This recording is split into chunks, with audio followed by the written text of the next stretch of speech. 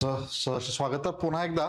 समाज सुधारकांनी आपण म्हणजे जी सुरुवात केलेली आहे तर नेक्स्ट समाज सुधारक आजच्या भागात आपण अभ्यासणार आहोत. याआधी आपण महात्मा ज्योतिबा फुले यांच्याबद्दलची माहिती घेतली. त्यानंतर गोपाळ गणेश आगरकर, जगन्नाथ शंकर शेठ त्यांच्या आधी, त्यानंतर गोपाळ गणेश आगरकर, त्यानंतर बाळशास्त्री जांभेकर, दादोबा पांडुरंग तर्खडकर यांच्याविषयीची माहिती या आधीच्या आपल्या सेशनमधून ते आपण पूर्ण केलेली आहेच. महत्वाचे समाज सुधारक म्हणून आपण परीक्षाभिमुख ज्यांच्याविषयी आवर्जून परीक्षेला प्रश्न हे विचारले जातील असे काही महत्वाचे समाज सुधारक. इतिहास या विषयाची सुरुवात जी आहे आपण समाज सुधारकापासून केलेली आहे. जे नव्याने जॉईन होत आहेत त्यांच्यासाठी फक्त सूचना.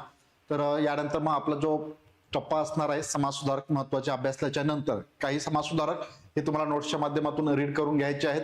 नेक्स्ट भाग जो असेल आधुनिक भारताचा इतिहास आपण लवकरच स्टार्ट करूया. नेक्स्ट वीक मध्ये त्याची सुरुवात होईल नेहमी मंडे पासून. या आठवड्यात आपण मोस्टली म्हणजे ऑलमोस्ट जवळजवळ समाज सुधारक कम्प्लीट करण्याचा प्रयत्न करूया आणि मग नेक्स्ट वीक पासून आपण स्टार्ट करू आधुनिक भारताचा इतिहास आणि त्यानंतर मग आधुनिक महाराष्ट्राचा इतिहास. ओके, या पद्धतीने आपल्याला तो भाग पूर्ण करायचा आहे. नेक्स्ट वन, ज्या समाज सुधारकांच्या विषयीची माहिती घेतोय सर्वांना महत्वाची सूचना येते की ज्या सेशनच्या माध्यमातून ते आपण जे कम्प्लीट करतो, जे समाज सुधारक आपण कम्प्लीट करतोय तर आगामी काळातील परीक्षेकरिता हे मात्र तुमचं रिव्हिजन हे मस्ट आहे. ज्या पद्धतीने आपण PYQ अनालिसिस थोडंफार घेतोय प्रत्येक समाज सुधारकाच्या नंतर त्याचं कशा प्रकारे क्वेश्चन वगैरे विचारले जात आहेत हे थोडंसं बारकाईने पाहून त्याचंही रिव्हिजन आवर्जून करत चला. आणि समाज सुधारकांचा अभ्यास करीत असताना प्रश्न हे कसे विचारतात पहा. एक अभ्यास वेगळ्या पद्धतीने आपण करतो आणि प्रश्नांचं स्वरूप हे वेगळं दिसतं.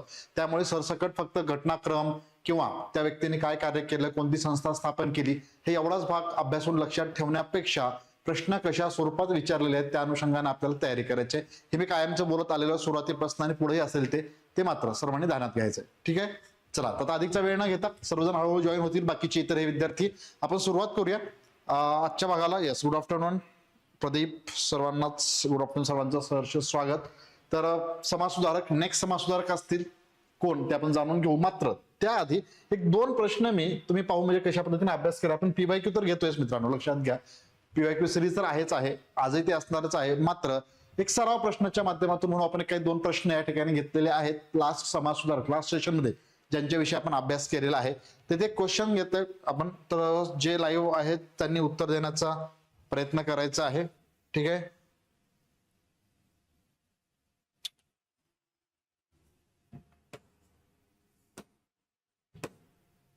ओके. चला, क्वेश्चन दिसतोय सर्वांना, एकदा रीड करा. तुमच्यासोबत मी पण रीड करतो आणि फक्त पर्याय क्रमांक मेन्शन करण्याचा प्रयत्न करा.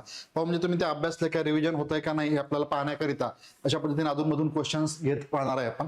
सराव प्रश्न, तर महर्षी कर्वे यांच्याविषयी खालील विधाने अभ्यासून चुकीची नसलेली म्हणजेच काय, थोडक्यात योग्य असलेली, लक्षात घ्या चुकीची नसलेली म्हटलेलं आहे, किंवा बरोबर, योग्य किंवा बरोबर असलेली विधाने या ठिकाणी आपल्याला ओळखायचं आहे. तर अ, ब, क आणि ड अशा स्वरूपात 4 विधान आहेत. पाहूया विधानं. राव बहादूर गोखले अविधान आहे. राव बहादूर गोखले यांनी महिला विद्यापीठासाठी सहकार्य केले. सेकंड, मुंबई विद्यापीठाने डिलीट या पदवीने कर्वे यांचा सन्मान केला. थर्ड, क विधान, कर्वे यांनी 1936 या वर्षी ग्राम प्राथमिक शिक्षण मंडळाची स्थापना केली. आणि ड विधान आहे, कर्वेंच्या मते स्त्री शिक्षणासाठी केलेले विचार व उच्चार हीच परमेश्वराची प्रार्थना होय. पर्याय क्रमांक 1 ब, क, ड, सेकंड अ आणि क, तिसरा आहे अ आणि ब, चौथा आहे क आणि ड. सांगता येईल उत्तर? यस, प्रदीप म्हणतायत 1. ओके, ब, क, ड, ब, क, ड. ठीक आहे, पहा जे विद्यार्थी लाईव्ह होते सेशन अभ्यासलेला, यस योगेश वेलकम, वेळेवरती स्टार्ट केले आपण अगदी. ठीक आहे, आणि पहिल्यांदा ज्यावेळेस तुम्ही लास्ट सेशन अभ्यासलेला असेल क्लिअर, तर त्याला अनुसरून आपण एक सराव प्रश्न घेतलाय. PYQ तर घेतोय आपण बरोबर. हा, तर सराव प्रश्न घेतलेला आहे. तर पहिलाच प्रश्न आहे, आता स्टार्ट केलाय आपण. वाचा आणि उत्तर देण्याचा प्रयत्न करा तुम्ही देखील. यानंतर स्वप्नील जाधव 1. ओके, ठीक आहे. इकडे पण ऍपमध्ये जे विद्यार्थी आहेत त्यांनी उत्तर द्यायचे आहेत. सांगा उत्तर, वाचा विधान. कर्वे आपण अभ्यासलेलो होतो त्यांच्याविषयीचे विधानात्मक स्वरूपात हा एक क्वेश्चन सराव प्रश्न या ठिकाणी घेतलेला आहे. उत्तर देण्याचा प्रयत्न करा सर्वांनीच. येस, ऑलमोस्टली इथे मला प्रदीप, स्वप्नील, चंद्रमणी, यस 1 उत्तर आहे. ओके, योगेश काय सर आन्सर? तुम्ही म्हणाल सर मी आत्ता चालले, थांबा जरा बसू द्या, लगेच क्वेश्चनचा आन्सर सांगा म्हणताय काय. हो ठीक आहे, काय हरकत नाही, वेळ घ्यावा तर पण उत्तर सांगण्याचा प्रयत्न करा. मग आपण लगेच उत्तराकडे वळूया. काय असेल आन्सर?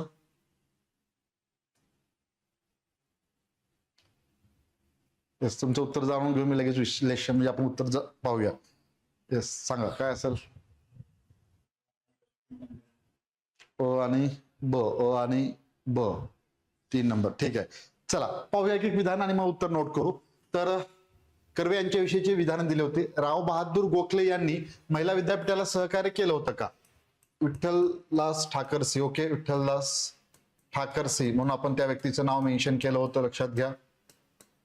यांनी या महिला विद्यापीठाला सहकार्य केलं होतं. महिला विद्यापीठाच्या स्थापनेस 15 लाख रुपयाची देणगी वगैरे दिली होती. क्लिअर, आठवते नाव?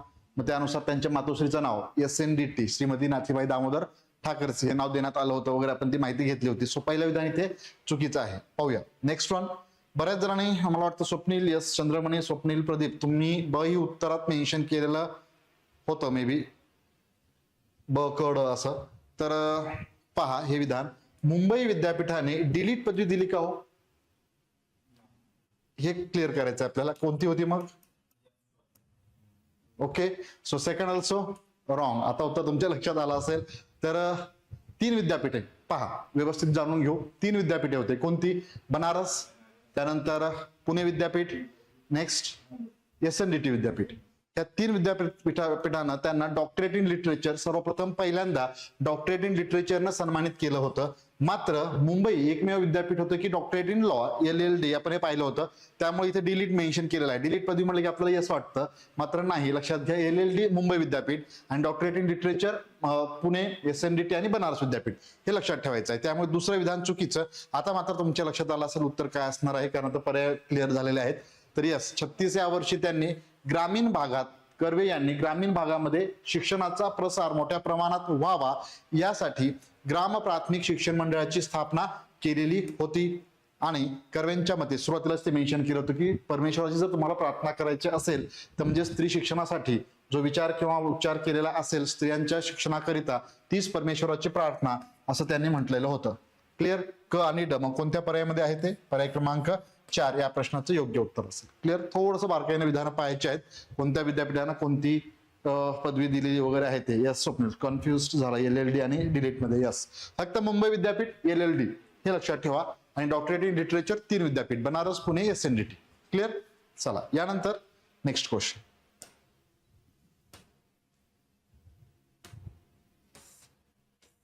हा तिसरा नाही, 2च क्वेश्चन घेतले आहेत सुरुवातीला, एक प्रॅक्टिस म्हणून. आपण परत टेस्ट सिरीजच्या माध्यमातून ते असणारच आहे. सेकंड, तर दुसरा क्वेश्चन तुमच्या समोर. क्वेश्चन आहे, चुकीची जोडी. चुकीची जोडी ओळखायची आपल्याला. 1, 2, 3, 4 पर्याय म्हणा किंवा जोड्या येथे दिलेल्या आहेत, त्यातनं ओळखा. एल्फिन्स्टन महाविद्यालयात विज्ञानाचे शिक्षक भाऊदाजी लाड. 1891 पासून एल्फिन्स्टन महाविद्यालयात गणिताचे प्राचार्य महर्षी कर्वे. अक्कलकोटच्या युवराजांचे शिक्षक बाळशास्त्री जांभेकर. जावरा संस्थानाच्या नवाबाचे शिक्षक तरखडकर. ओके, तरखडकर हे करेक्ट असेल. ठीक आहे, पहा काय म्हटलेलं आहे, योग्य नाही. तर चुकीची एकच पर्याय असेल जो चुकीचा असेल, बाकीचे इथे बरोबर असणार आहेत. सांगा आन्सर काय असेल? या स्वप्नील, चंद्रमणी, प्रदीप बोला.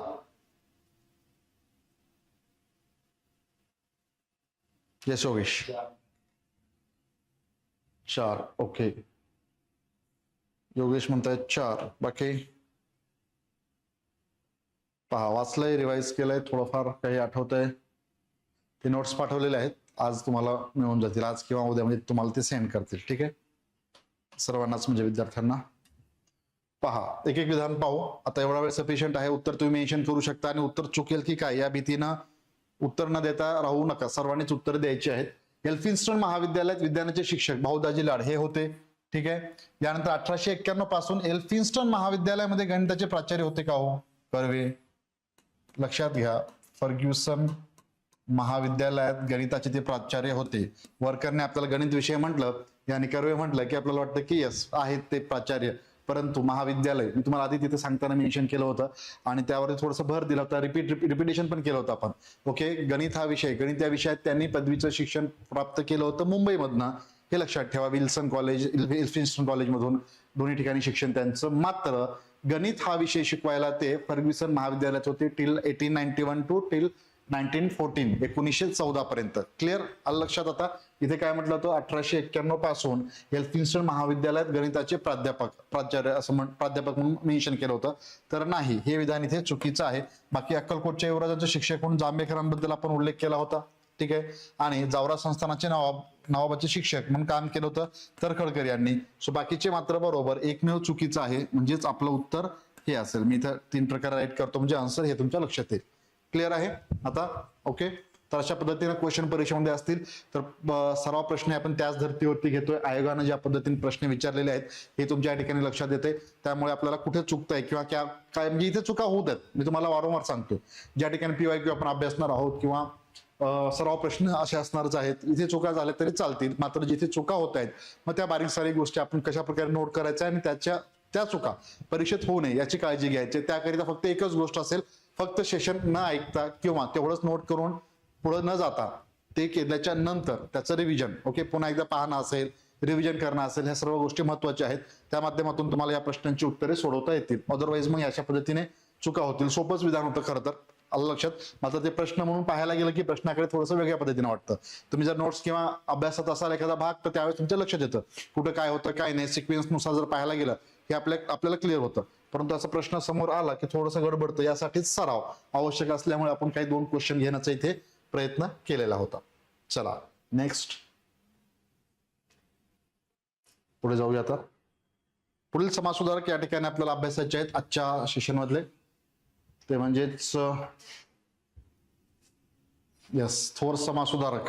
एक स्टेटमेंट ज्या म्हणजे म्हण म्हणू किंवा एक स्टेटमेंट आहे की ते खऱ्या अर्थाने एका व्यक्तीला लागू पावतं, एकमेव व्यक्ती असं म्हणू खरं तर.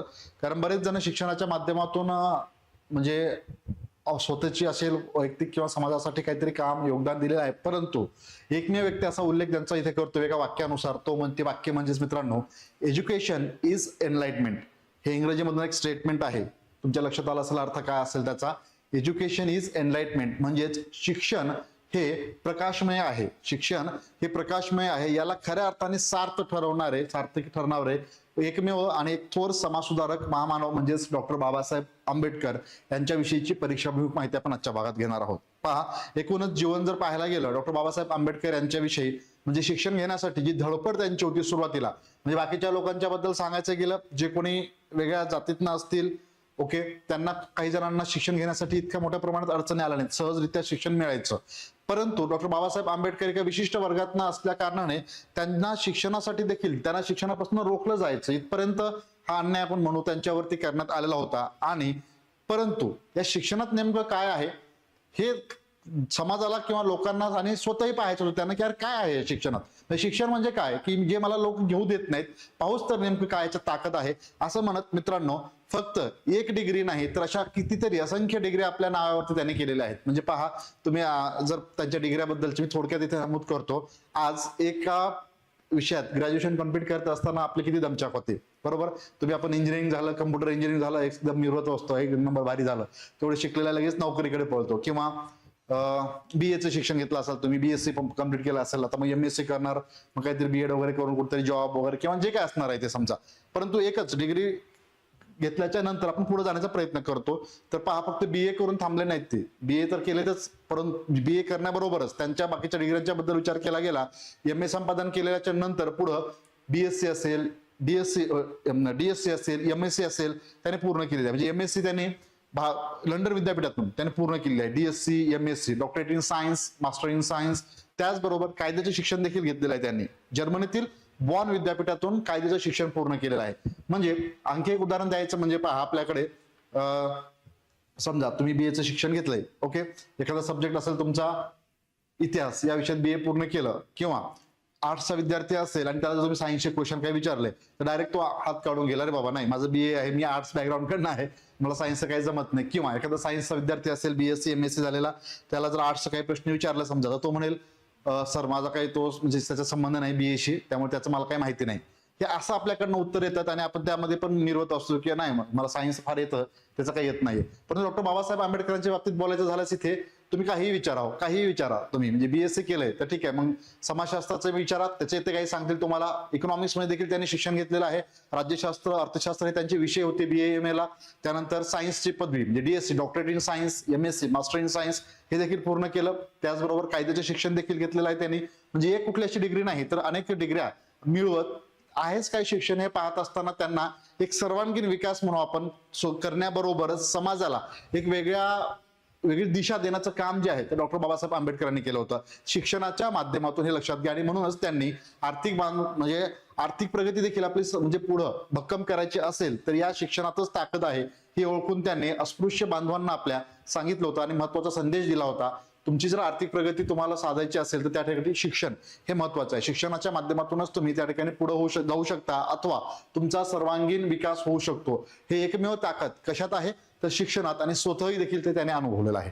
म्हणजे शाळेत जर पाहायला गेलं तर म्हणजे वर्गात काही जेमतेम स्टुडंट बसल्याच्या नंतर तुम्ही एका विशिष्ट जातीतील आहात म्हणून त्यांना अगदी शेजारी म्हणजे अगदी कोपऱ्यात बसवणं असेल वर्गात, किंवा वर्गाच्या बाहेर काढणं असेल. वर्गाच्या बाहेर काढल्याच्या नंतर मित्रांनो म्हणजे शिकण्याची जिद्द एवढी होती की आज जर आपलं बाहेर काढलं गेलं विद्यार्थ्यांना, बरं झालं म्हणजे बंक करायचं किंवा बरं झालं म्हणून आपण मस्त उन्हाळ काय करत कुठेतरी फिरतोय, परंतु वर्गाच्या बाहेर काढल्याच्या नंतरही त्या खिडकीजवळ थांबून गुरुजी काय ऐकतायत हे व्यवस्थित ऐकणं, ते नोट करून घेणं आणि त्याचा परत अभ्यास करणं, हा म्हणजे यासाठी डॉक्टर बाबासाहेब आंबेडकरांनी बऱ्याचदा म्हणजे असंही ज्ञान आत्मसात केलेलं आहे. आणि म्हणूनच मित्रांनो या ज्ञानाच्या बळावरच या ठिकाणी ज्या पद्धतीनं डॉक्टर बाबासाहेब आंबेडकरांनी सर्व गोष्टी आत्मसात केलेल्या आहेत आणि म्हणूनच त्यांचा जन्मदिन आपण आज पाहतो महाराष्ट्र शासनाच्या वतीने ज्ञानदिन म्हणून देखील साजरा केला जातो. ओके, नॉलेज डे हे लक्षात ठेवायचं. 14 एप्रिल हा दिवस त्यांचा जन्मदिन ज्ञानदिन म्हणून साजरा केला जातो. तसेच एक विद्यार्थ्यांना आदर्शवत असावं यासाठी त्यांचा शाळा प्रवेश दिन जो आहे तो देखील या ठिकाणी विद्यार्थी दिन म्हणून साजरा केला जातो. 7 नोव्हेंबर हे लक्षात ठेवायचं आहे. 7 नोव्हेंबर हा डॉक्टर बाबासाहेब आंबेडकरांचा शाळा प्रवास दिन म्हणजे शाळा प्रवेश दिन असल्या कारणाने तो विद्यार्थी दिन. दोन्हीमध्ये कन्फ्युजन नको, दिनविषयी बद्दल थोडंसं क्लिअर करतो.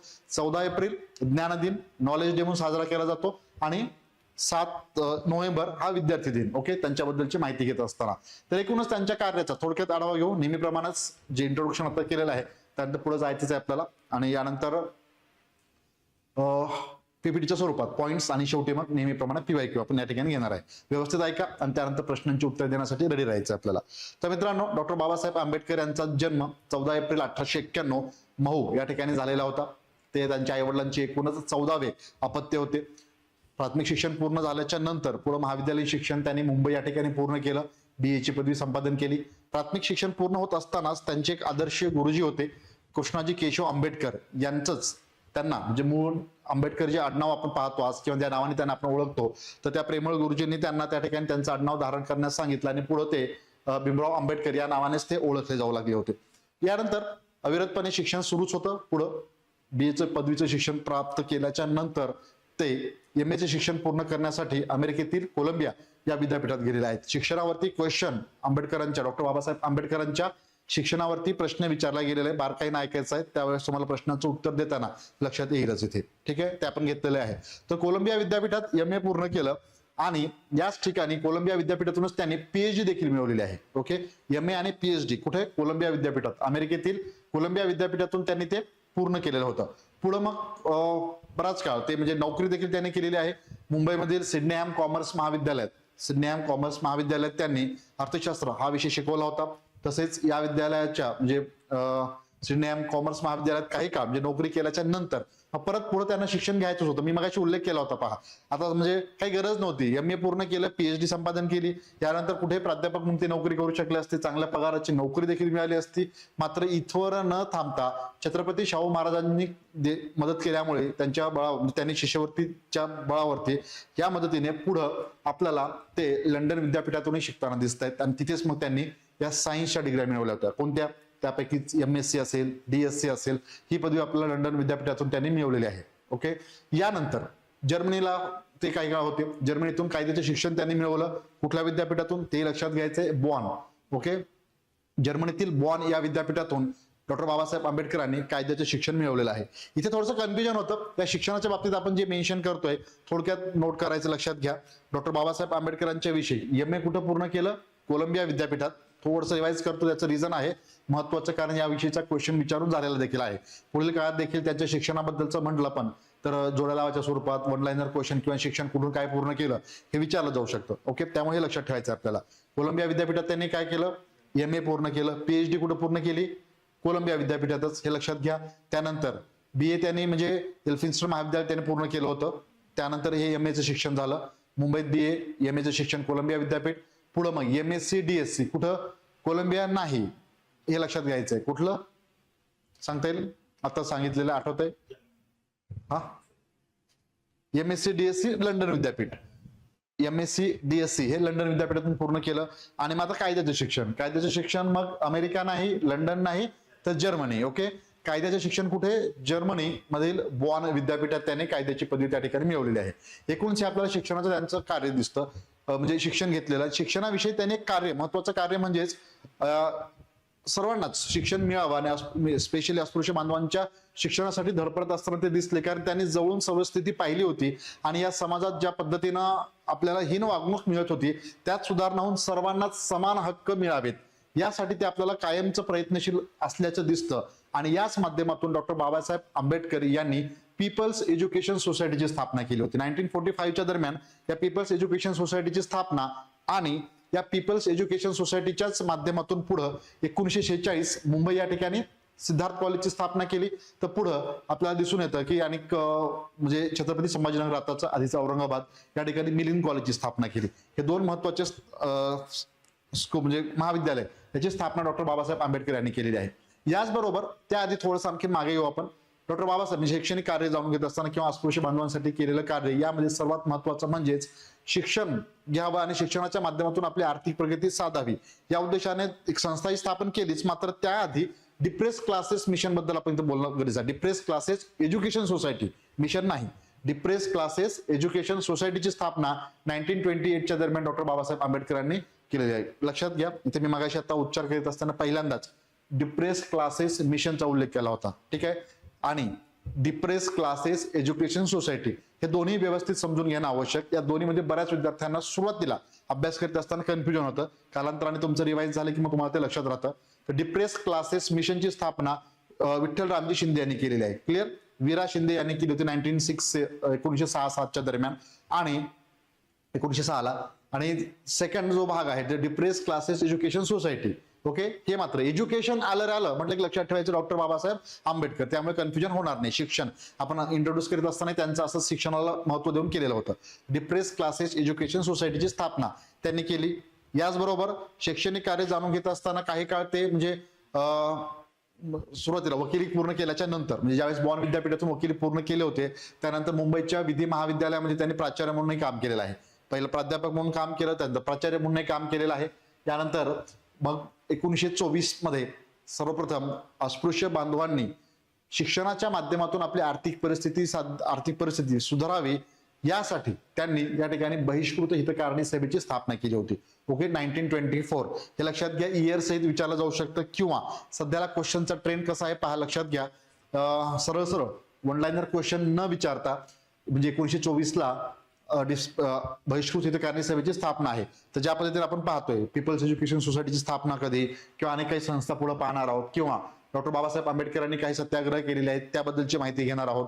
त्याचा क्रम लावा असे प्रश्न विचारून झाले असल्या कारणाने पुढील काळात तोच प्रश्न आपल्याला परत एकदा पाहायला मिळेल. त्यामुळे सिक्वेन्स मात्र लक्षात ठेवायचं आपल्याला. हे शैक्षणिक पार्श्वभूमी होती पण थोडंसं मागे पुढे आपण माहिती घेतली. म्हणजे 1945ला गेलो, परत 24 कडे आलो. ठीक आहे, 28ला डिप्रेस क्लासेस एज्युकेशन सोसायटी बद्दल माहिती घेतली शैक्षणिक कार्यामुळे, लक्षात घ्या.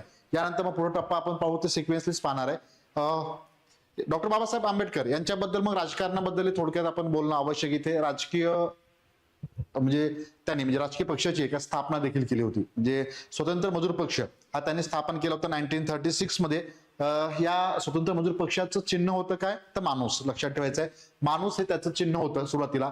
मात्र पुढे 1942 मध्ये याच स्वतंत्र मजूर पक्षाचं नाव चेंज होऊन अखिल भारतीय म्हणजे शेड्यूल कास्ट फेडरेशन असं नाव करण्यात आलेलं आहे. जे आज आपण त्याचं परत नाव बदललं रिपब्लिकन पार्टी ऑफ इंडिया हे पाहतोय रिसेंटली.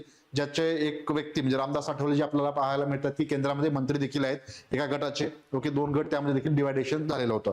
ज्यावेळेस डॉक्टर बाबासाहेब आंबेडकर यांनी पहिल्यांदा लोकसभेची निवडणूक देखील लढवली होती मात्र त्यात त्यांचा पराभव झाला होता. ओके, ज्या व्यक्तीने पराभव केलेला आहे, काजरोळकर नावाचे व्यक्ती होते, त्यांचे एकेकाळी सहकारीच होते, मात्र ते काँग्रेस पक्षाकडनं होते आणि त्यांनी त्यांचा 1952च्या सार्वत्रिक निवडणुकीत पराभव केलेला होता. काजरोळकर ह्या व्यक्तीचं नाव लक्षात ठेवायचं आहे. तसेच डॉक्टर बाबासाहेब आंबेडकरांच्या बाबतीत आणखी 2 क्वेश्चन जे परीक्षेमध्ये महत्वपूर्ण ठरतात, त्याबद्दल थोडंसं आपण माहिती घेऊ आणि पुढे जाऊया. 2 प्रश्न म्हणजे पहा, कोणाला सांगता येईल, परत तुमच्याकडे तुम्ही आपण डॉक्टर बाबासाहेब आंबेडकर म्हणजे आता अभ्यासतोय, परंतु तुम्ही बरंच वाचलेलं असणार आहे त्यांच्याविषयी, आपण समाज सुधारकांमध्ये अभ्यास करतो किंवा अथवा आपलं माहिती असतं. तर डॉक्टर बाबासाहेब आंबेडकर हे म्हणजे सर्वप्रथम म्हणजे मजूर मंत्री आणि कायदा मंत्री आपण हे पाहतो. तर मला कोणी डिफरन्स सांगू शकतं का मजूर मंत्री आणि कायदा मंत्री, म्हणजे डिफरन्स इन द सेन्स की कधी होते ते किंवा कोणाच्या कार्यकाळामध्ये त्यांनी मजूर मंत्री म्हणून काम केलं किंवा कायदा मंत्री म्हणून काम केलं, सांगता येईल? काय माहिती आहे कोणाला? तेच ऑनलाईन पण. चला तुमच्याकडे थोडीशी माहिती. यस स्वप्नील, कायद्याचे शिक्षण लंडन ग्रेट बॉर्न विद्यापीठ ऍडमिशन घेतलं होतं, उपस्थित राहू न शकल्यामुळे. येस, माहिती तुम्ही मेन्शन केलेलं आहे पुढं. येस, चालेल. क्वेश्चन आत्ताचा की सर्वप्रथम मजूर मंत्रीचा कार्यकाळ कोणाच्या कार्यकाळामध्ये म्हणा किंवा आठवते किंवा कायदा मंत्री, यात बऱ्याचदा कन्फ्युजन होतं. दोन्ही लक्षात ठेवायचं आपल्याला परीक्षेमध्ये, त्याला अनुसरून क्वेश्चन पुन्हा एकदा पाहायला मिळेल की कायदा मंत्री आणि मजूर मंत्री, ओके 2. तर थोडंसं समजून घेऊया आपण. यस, कोणी जर मेन्शन केलं असेल कमेंटमध्ये पाहू. ठीक आहे, चल काय हरकत नाहीये. तर लक्षात घ्या, ज्यावेळेस डॉक्टर बाबासाहेब आंबेडकर पहिल्यांदा व्हाईसरायच्या मंत्रिमंडळामध्ये आपण पाहतो 1942 ते 46 हा कालावधी लक्षात ठेवायचा आहे. सर्वप्रथम त्यांची त्या ठिकाणी मजूर मंत्री म्हणून निवड करण्यात आली होती, हे लक्षात ठेवायचं आहे. आणि ज्यावेळेस भारताला स्वातंत्र्य मिळतं त्यानंतर पंडित जवाहरलाल नेहरू यांच्या मंत्रिमंडळामध्ये डॉक्टर बाबासाहेब आंबेडकर कायदा मंत्री होते. क्लिअर? कायदा मंत्रीचा कालावधी 47 भारताला स्वातंत्र्य मिळाल्यानंतर मंत्रिमंडळाच्या नेहरूंच्या मंत्रिमंडळात, हा एक भाग महत्वाचा. दुसरा 42 ते 46 हा टप्पा कालावधी लक्षात ठेवायचा आहे. याला अनुसरून क्वेश्चन असेल, जिथे जिथे महत्वाचा कालावधी असेल ते मेन्शन करेल. आणि व्हाईसरायच्या मंत्रिमंडळात ते सुरुवातीला मजूर मंत्री म्हणून काम केलेलं होतं. ठीक आहे, प्रश्न असा असेल तुमची दिशाभूल करण्यासाठी पहा, पंडित जवाहरलाल नेहरू यांच्या मंत्रिमंडळात डॉक्टर बाबासाहेब आंबेडकरांनी मजूर मंत्री म्हणून काम पाहिले. ओके, स्टेटमेंट काय वाचत असताना आपण मजूर मंत्री त्यांनी काम केलं होतं हे लक्षात असतं, बरोबर. त्याचबरोबर कायदा मंत्री होते हे लक्षात असतं, परंतु आपण तो कालावधी विसरतो आणि मजूर मंत्री होते म्हणून ते विधान करेक्ट आहे असं आपल्याला वाटतं. मात्र नेहरूंच्या मंत्रिमंडळात, लक्षात आलं, नेहरूंच्या मंत्रिमंडळात म्हटलं की मात्र तो विधान या ठिकाणी चुकीचं असणार आहे. या पद्धतीने लक्षात ठेवायचं आहे. क्लिअर? यानंतर पॉलिटीमध्ये देखील आपण अभ्यासलेला असणारच. घटना मसुदा समितीचे ते अध्यक्ष होते. घटना समितीचे अध्यक्ष डॉक्टर राजेंद्र प्रसाद आणि घटना मसुदा समितीचे अध्यक्ष म्हणून डॉक्टर बाबासाहेब आंबेडकर यांची निवड करण्यात आलेली होती. Okay, yes. हर्षदा 1942 मजूर मंत्री, व्हेरी गुड, अगदी बरोबर. कायदा मंत्री 1947 हे फक्त लक्षात ठेवायचं. हर्षदा यांनी कमेंट केलं होतं, अगदी करेक्ट. यस, आणि हिंदू कोल बिलासाठी त्यांनी या ठिकाणी कायदे मंत्रीचा पुढे आहेच, ते येणारच आहे. आणि हिंदू कोड बिल काय आहे हे देखील आपण जाऊन घेणारच आहोत. तर त्याचा राजीनामा देखील त्यांनी कायदा मंत्री म्हणून जे होते तर त्याचा राजीनामा दिलेला होता. क्लिअर? येस. तर पुढील भाग म्हणजे यानंतर डॉक्टर बाबासाहेब आंबेडकरांच्या विषयी म्हणजे बहिष्कृत हितकारणी सभा आपण पाहिलं. यानंतर 2 महत्वाचे सत्याग्रह आपल्याला पाहायचे आहेत आणि या बहिष्कृत हितकारणी सभेबद्दल लक्षात ठेवायचं आपल्याला.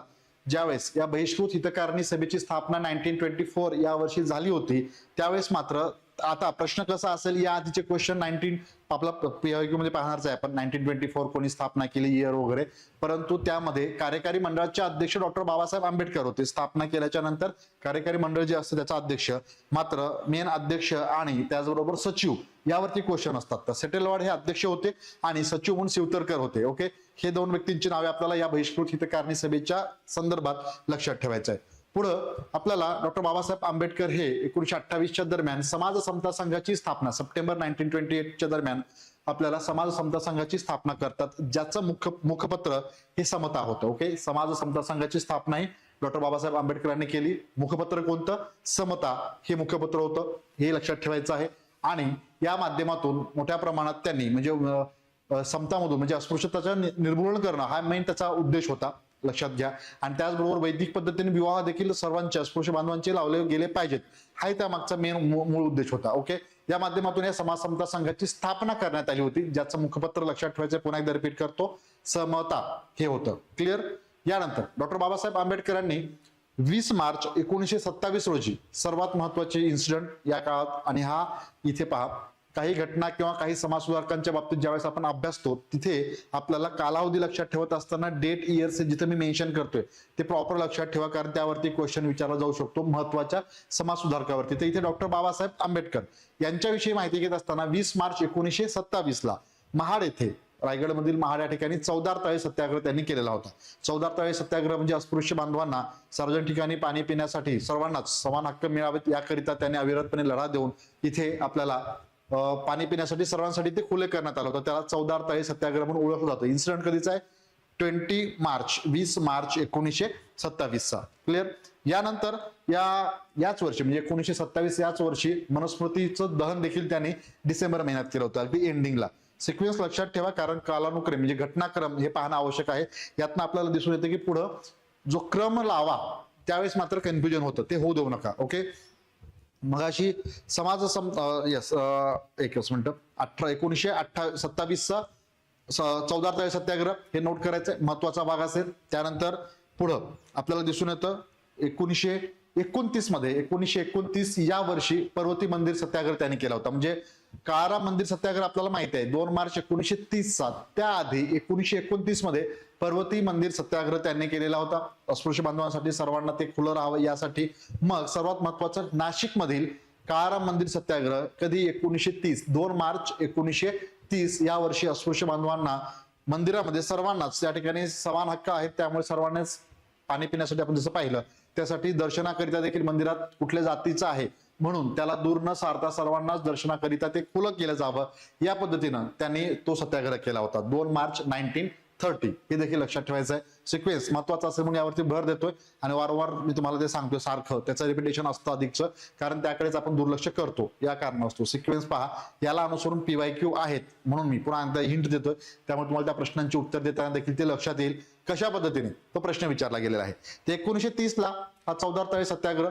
यानंतर डॉक्टर बाबासाहेब आंबेडकर यांनी 1935 मध्ये नाशिकमधील येवला या ठिकाणी एक प्रतिज्ञा देखील केली होती की मी हिंदू म्हणून जन्माला आलो तरी हिंदू म्हणून मरणार नाही, या पद्धतीची त्यांची म्हणजे त्यांनी स्टेटमेंट दिलं होतं. आणि त्याच म्हणजे तेच इम्प्लिमेंटेशन जे आहे त्यांच्या महापरिनिर्वाणाच्या आधी ते आपण पूर्ण झाल्याचंही म्हणू आपण, की जसं की 13 ऑक्टोबरला हे 1935 मध्ये त्यांनी अनाउन्समेंट केलं येवला या ठिकाणी की मी हिंदू म्हणून जन्माला आलो तरी हिंदू म्हणून मरणार नाही असं त्यांनी सांगितलं. त्याप्रमाणे 14 ऑक्टोबर 1956 म्हणजे त्यांचं महापरिनिर्वाण किंवा निधन जे आहे कधी झालेलं आहे? 6 डिसेंबर 1956. कुठे सांगता येईल? डॉक्टर बाबासाहेब आंबेडकर यांचं निधन 6 डिसेंबर 1956. सांगू शकता कमेंटद्वारे? येस. कविता, गुड आफ्टरनून, स्वागत आहे सर्वांचं. हर्षदा, चालेल. सांगता येईल? क्वेश्चन असा की डॉक्टर बाबासाहेब, सोपा प्रश्न, डॉक्टर बाबासाहेब आंबेडकरांचं जे निधन कोणत्या ठिकाणी झालं? 6 डिसेंबर 1956 आपल्याला माहिती आहे. कुठे? मुंबई. बरोबर? नक्की का? येस स्वप्नील. येस स्वप्नील यांनी आन्सर बरोबर दिलेला आहे.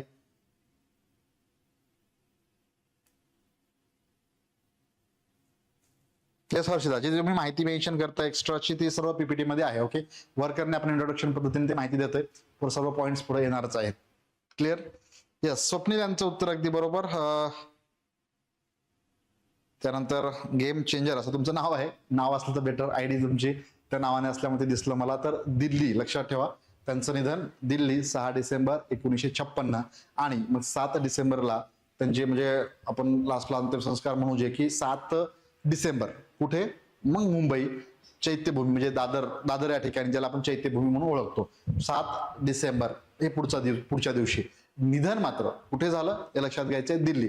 बऱ्याच जणांना त्याच्यातही कन्फ्युजन होतं, सोपा प्रश्न असतो परंतु त्याकडे आपण सर्वजण मुंबई, चैत्यभूमी, दादर हे लक्षात ठेवतो. ठीक आहे. मात्र निधन दिल्ली या ठिकाणी. सो निधनानंतर पण पुढील निधन नंतरचा भाग मी फक्त त्या बौद्ध धर्माविषयी सांगत होतो. तुम्हाला त्यांनी बौद्ध धर्म स्वीकारला होता, त्याआधी ते एका धर्माचा अभ्यास केला होता आणि त्या धर्मात ते प्रवेश करू इच्छित होते. कोणता धर्म तो? तर शीख धर्म. लक्षात घ्यायचं आपल्याला. शीख धर्माचा अभ्यास केल्याच्या नंतर त्यांच्या लक्षात आलं की हा धर्म चांगला आहे आणि शीख धर्मात प्रवेश करण्याच्या आधी त्यांनी मग थोडासा ते हिंसा जो आहे जो भाग त्यातला तर त्यांना तो आवडला नाही आणि त्यानंतर त्यांनी मग आपलं बौद्ध धर्माचा अभ्यास केल्यानंतर लक्षात आलं त्यांच्या अहिंसा आणि शांततेचा जो संदेश देतो महत्वाचा, तर त्यामुळे त्यांनी या ठिकाणी बौद्ध धर्म स्वीकारण्याचा निर्णय घेतला आणि मग आपल्या हजारो अनुयायांसह नागपूर, ज्याला आपण दीक्षाभूमी म्हणतो, नागपूर या ठिकाणी त्यांनी 14 ऑक्टोबर 1956 या वर्षी बौद्ध धर्म स्वीकारलेला आहे. क्लिअर.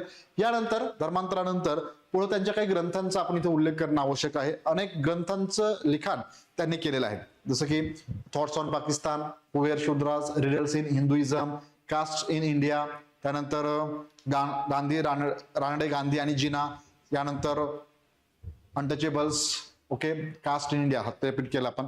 त्यानंतर महत्वाचा ग्रंथ आणखी एक Buddha and his Dhamma, waiting for visa, अनेक ग्रंथ आणखीन आपल्याला पाहायचे. तर हे काही महत्वाचे ग्रंथ, याचं लिखाण डॉक्टर बाबासाहेब आंबेडकरांनी केलं होतं. यापैकी विशेष 2 ग्रंथ लक्षात ठेवायचे. त्यामध्ये प्रामुख्याने बुद्ध अँड हिज धम्म हा त्यांचा ग्रंथ जो आहे तर तो त्यांच्या निधनानंतर, महापरिनिर्वाणानंतर प्रकाशित झालेला आहे. आणि वेटिंग फॉर विजा जे आहे तर ते त्यांचं आत्मचरित्र आहे. क्लिअर. डॉक्टर बाबासाहेब आंबेडकरांचं आत्मचरित्र. या ग्रंथ हे पहा, आताची नावे मेन्शन केलेत, who were Shudras, caste in India, riddles in Hinduism, the problem of rupee असेल, किंवा आता Buddha and his Dhamma, waiting for visa, हे सर्व आपल्याला कशा दिसतात, इंग्रजी भाषेतनं लिहिलेले. ओके, नाव आपण टायटल पण पाहतोय आपण इंग्रजी भाषेतनं. का होती ती इंग्रजी भाषेतनं? त्याचं एक रिझन होतं की जे ग्रंथ लिहितोय ते फक्त भारतीयांना समजून उपयोगाचं नाही, तर भारतामधील जे काही मूळ समस्या आहेत त्याचं, म्हणजे त्या समस्या प्रत्येक व्यक्तीला, जगभरातील सर्वांनाच ते समजाव्यात याकरिता, विशेषतः आणखीन ब्रिटिश लोकांनी ते लक्षात यावं यासाठी त्यांचे सर्व ग्रंथ आपल्याला या इंग्रजी भाषेतनं असल्याचं दिसून येतं. पुढे मग बहिष्कृत भारत असेल, मूकनायक, सर्वप्रथम मूकनायक, बहिष्कृत भारत, त्यानंतर समता, जनता, प्रबुद्ध भारत, हे सर्व वर्तमानपत्र त्यांनी स्टार्ट केलं होतं. या वर्तमानपत्राच्या माध्यमातून माहिती घ्यायची आहे, त्याचे संपादक वगैरे कोण, आपण ती माहिती पुढे घेणार आहोत डिटेलमध्ये. म्हणजे त्याची सुरुवात त्यांनी केली होती. अनेक भाषेवरती प्रभुत्व होतं, अनेक व्यक्तींचा प्रभाव होता. त्यापैकी सर्वात महत्वाचे म्हणजे गौतम बुद्ध, त्यानंतर कबीर, संत कबीर आणि महात्मा फुले यांच्या विचारांचा त्यांच्यावरती प्रभाव होता. आणखीन सोबत जे व्यक्ती आहेत त्यांचे नाव इथे मेन्शन केलेलं आहेच. अनेक भाषांवरती प्रभुत्व, या व्यक्तींचा प्रभाव त्यांच्या जीवनावरती होता. या माध्यमातून त्यांचं कार्य आपल्याला दिसून येतं. आणि अस्पृश्य बांधवांना समाजामध्ये ताठमानेने जगता यावं याकरिता अविरतपणे झटणारे डॉक्टर बाबासाहेब आंबेडकर यांच्याबद्दलची ही थोडक्यात माहिती, जी आपण आणखीन पीपीटीच्या स्वरूपात पुन्हा काही पॉईंट्स असतील ते ऍडिशनल या ठिकाणी जाणून घेणार आहोत. क्लिअर. तर एक महत्वाचे समाजसुधारक, काही क्वेश्चन्स विचारले गेले, ही माहिती आपल्याला महत्वपूर्ण ठरणार आहे. नेक्स्ट समाजसुधारक आजच्या आपल्या 4थ्या सेशनचे म्हणून आपण डॉक्टर बाबासाहेब आंबेडकर यांच्याबद्दलची आता माहिती आपण पुढे कंटिन्यू करूया.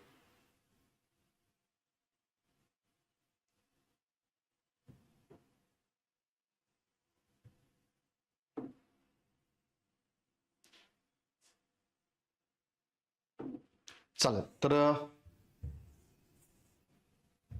कंटिन्यू करू आपण पुढं.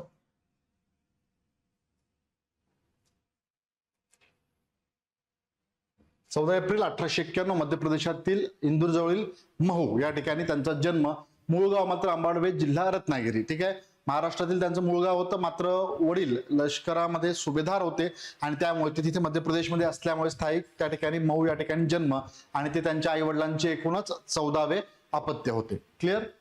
मूळ नाव भीमराव रामजी सप्पा उर्फ अंबावडेकर, आईचं नाव भीमाबाई, आणि डॉक्टर बाबासाहेब आंबेडकर हे त्यांच्या आई वडिलांचे 14वे आणि शेवटचे अपत्य होते.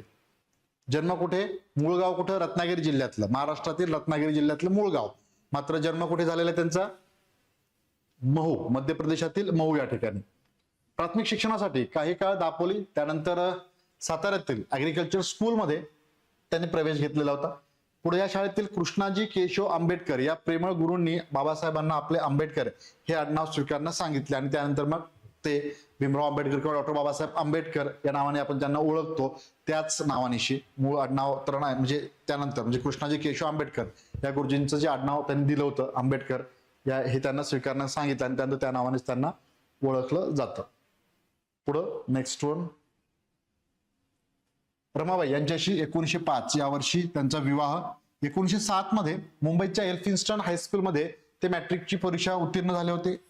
ठीक आहे. आणि या शाळेतील केळुसकर या शिक्षकाच्या प्रयत्नाने बाबासाहेबांना बडोदाधिपती सयाजीराव गायकवाड यांनी दरमहा 25 रुपयांची शिष्यवृत्ती मिळाली व एल्फिन्स्टन कॉलेजला त्यांनी प्रवेश घेतला. आता पहा, प्रश्न जे असतील तर त्या ठिकाणी त्यांना किती रुपयांची शिष्यवृत्ती, इथपर्यंतही ते विचारलं जाऊ शकतं, म्हणून हा पॉईंट देखील इथे महत्वाचा असणार आहे. 25 रुपयांची शिष्यवृत्ती त्यांना मिळाली होती. सयाजीराव गायकवाड यांची दरमहा 25 रुपयांची शिष्यवृत्ती, ज्या माध्यमातून हायस्कूलचं शिक्षण एल्फिन्स्टन मध्येच पूर्ण केलं आणि महाविद्यालयीन शिक्षण पुढे आपल्याला या एल्फिन्स्टन कॉलेजमध्ये प्रवेश घेऊन त्यांनी पूर्ण केल्याचंही आपल्याला दिसून येतं. कुठे शिक्षण, BAचं आता पुढे म्हणू आपण महाविद्यालयीन एल्फिन्स्टन महाविद्यालय. क्लिअर, हे लक्षात ठेवायचं आहे, कारण शिक्षणावरनं क्वेश्चन विचारला गेलेला आहे परीक्षेमध्ये, म्हणून इथे परत परत मी त्याला महत्व दिलेलं आहे, सारखं रिपिटेशन त्यासाठीच. अर्थशास्त्र व राज्यशास्त्र या विषयात हे विषय घेऊन डॉक्टर बाबासाहेब आंबेडकर या एल्फिन्स्टन महाविद्यालयातूनच त्यांनी सर्वप्रथम BAची पदवी संपादन केली होती 1912 या वर्षी. मग काही काळ बडोदा संस्थानात त्यांनी नोकरी केली, परंतु नंतर परत शिक्षण हे त्यांना अविरतपणे पुढे सुरूच ठेवायचं होतं. ते आपल्याला त्यांच्या अनेक डिग्र्या मिळवल्याच्यावरून दिसून येतं.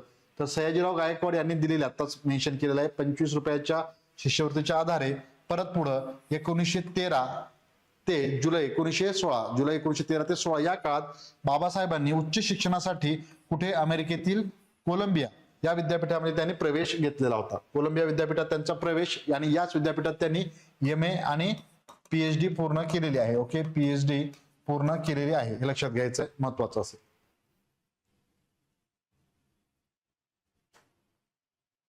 मग या कोलंबिया विद्यापीठात त्यांनी एक प्रबंध लिहिला होता, सादर केलेला आहे, तो देखील इथे मेन्शन केलेला आहे. Administration and finance of east India company 1915 या वर्षी हा प्रबंध कोलंबिया विद्यापीठात सादर केला व MA ची पदवी संपादन केली. MA ची पदवी संपादन करताना खालीलपैकी डॉक्टर बाबासाहेब आंबेडकर यांनी कोणता प्रबंध लिहिला?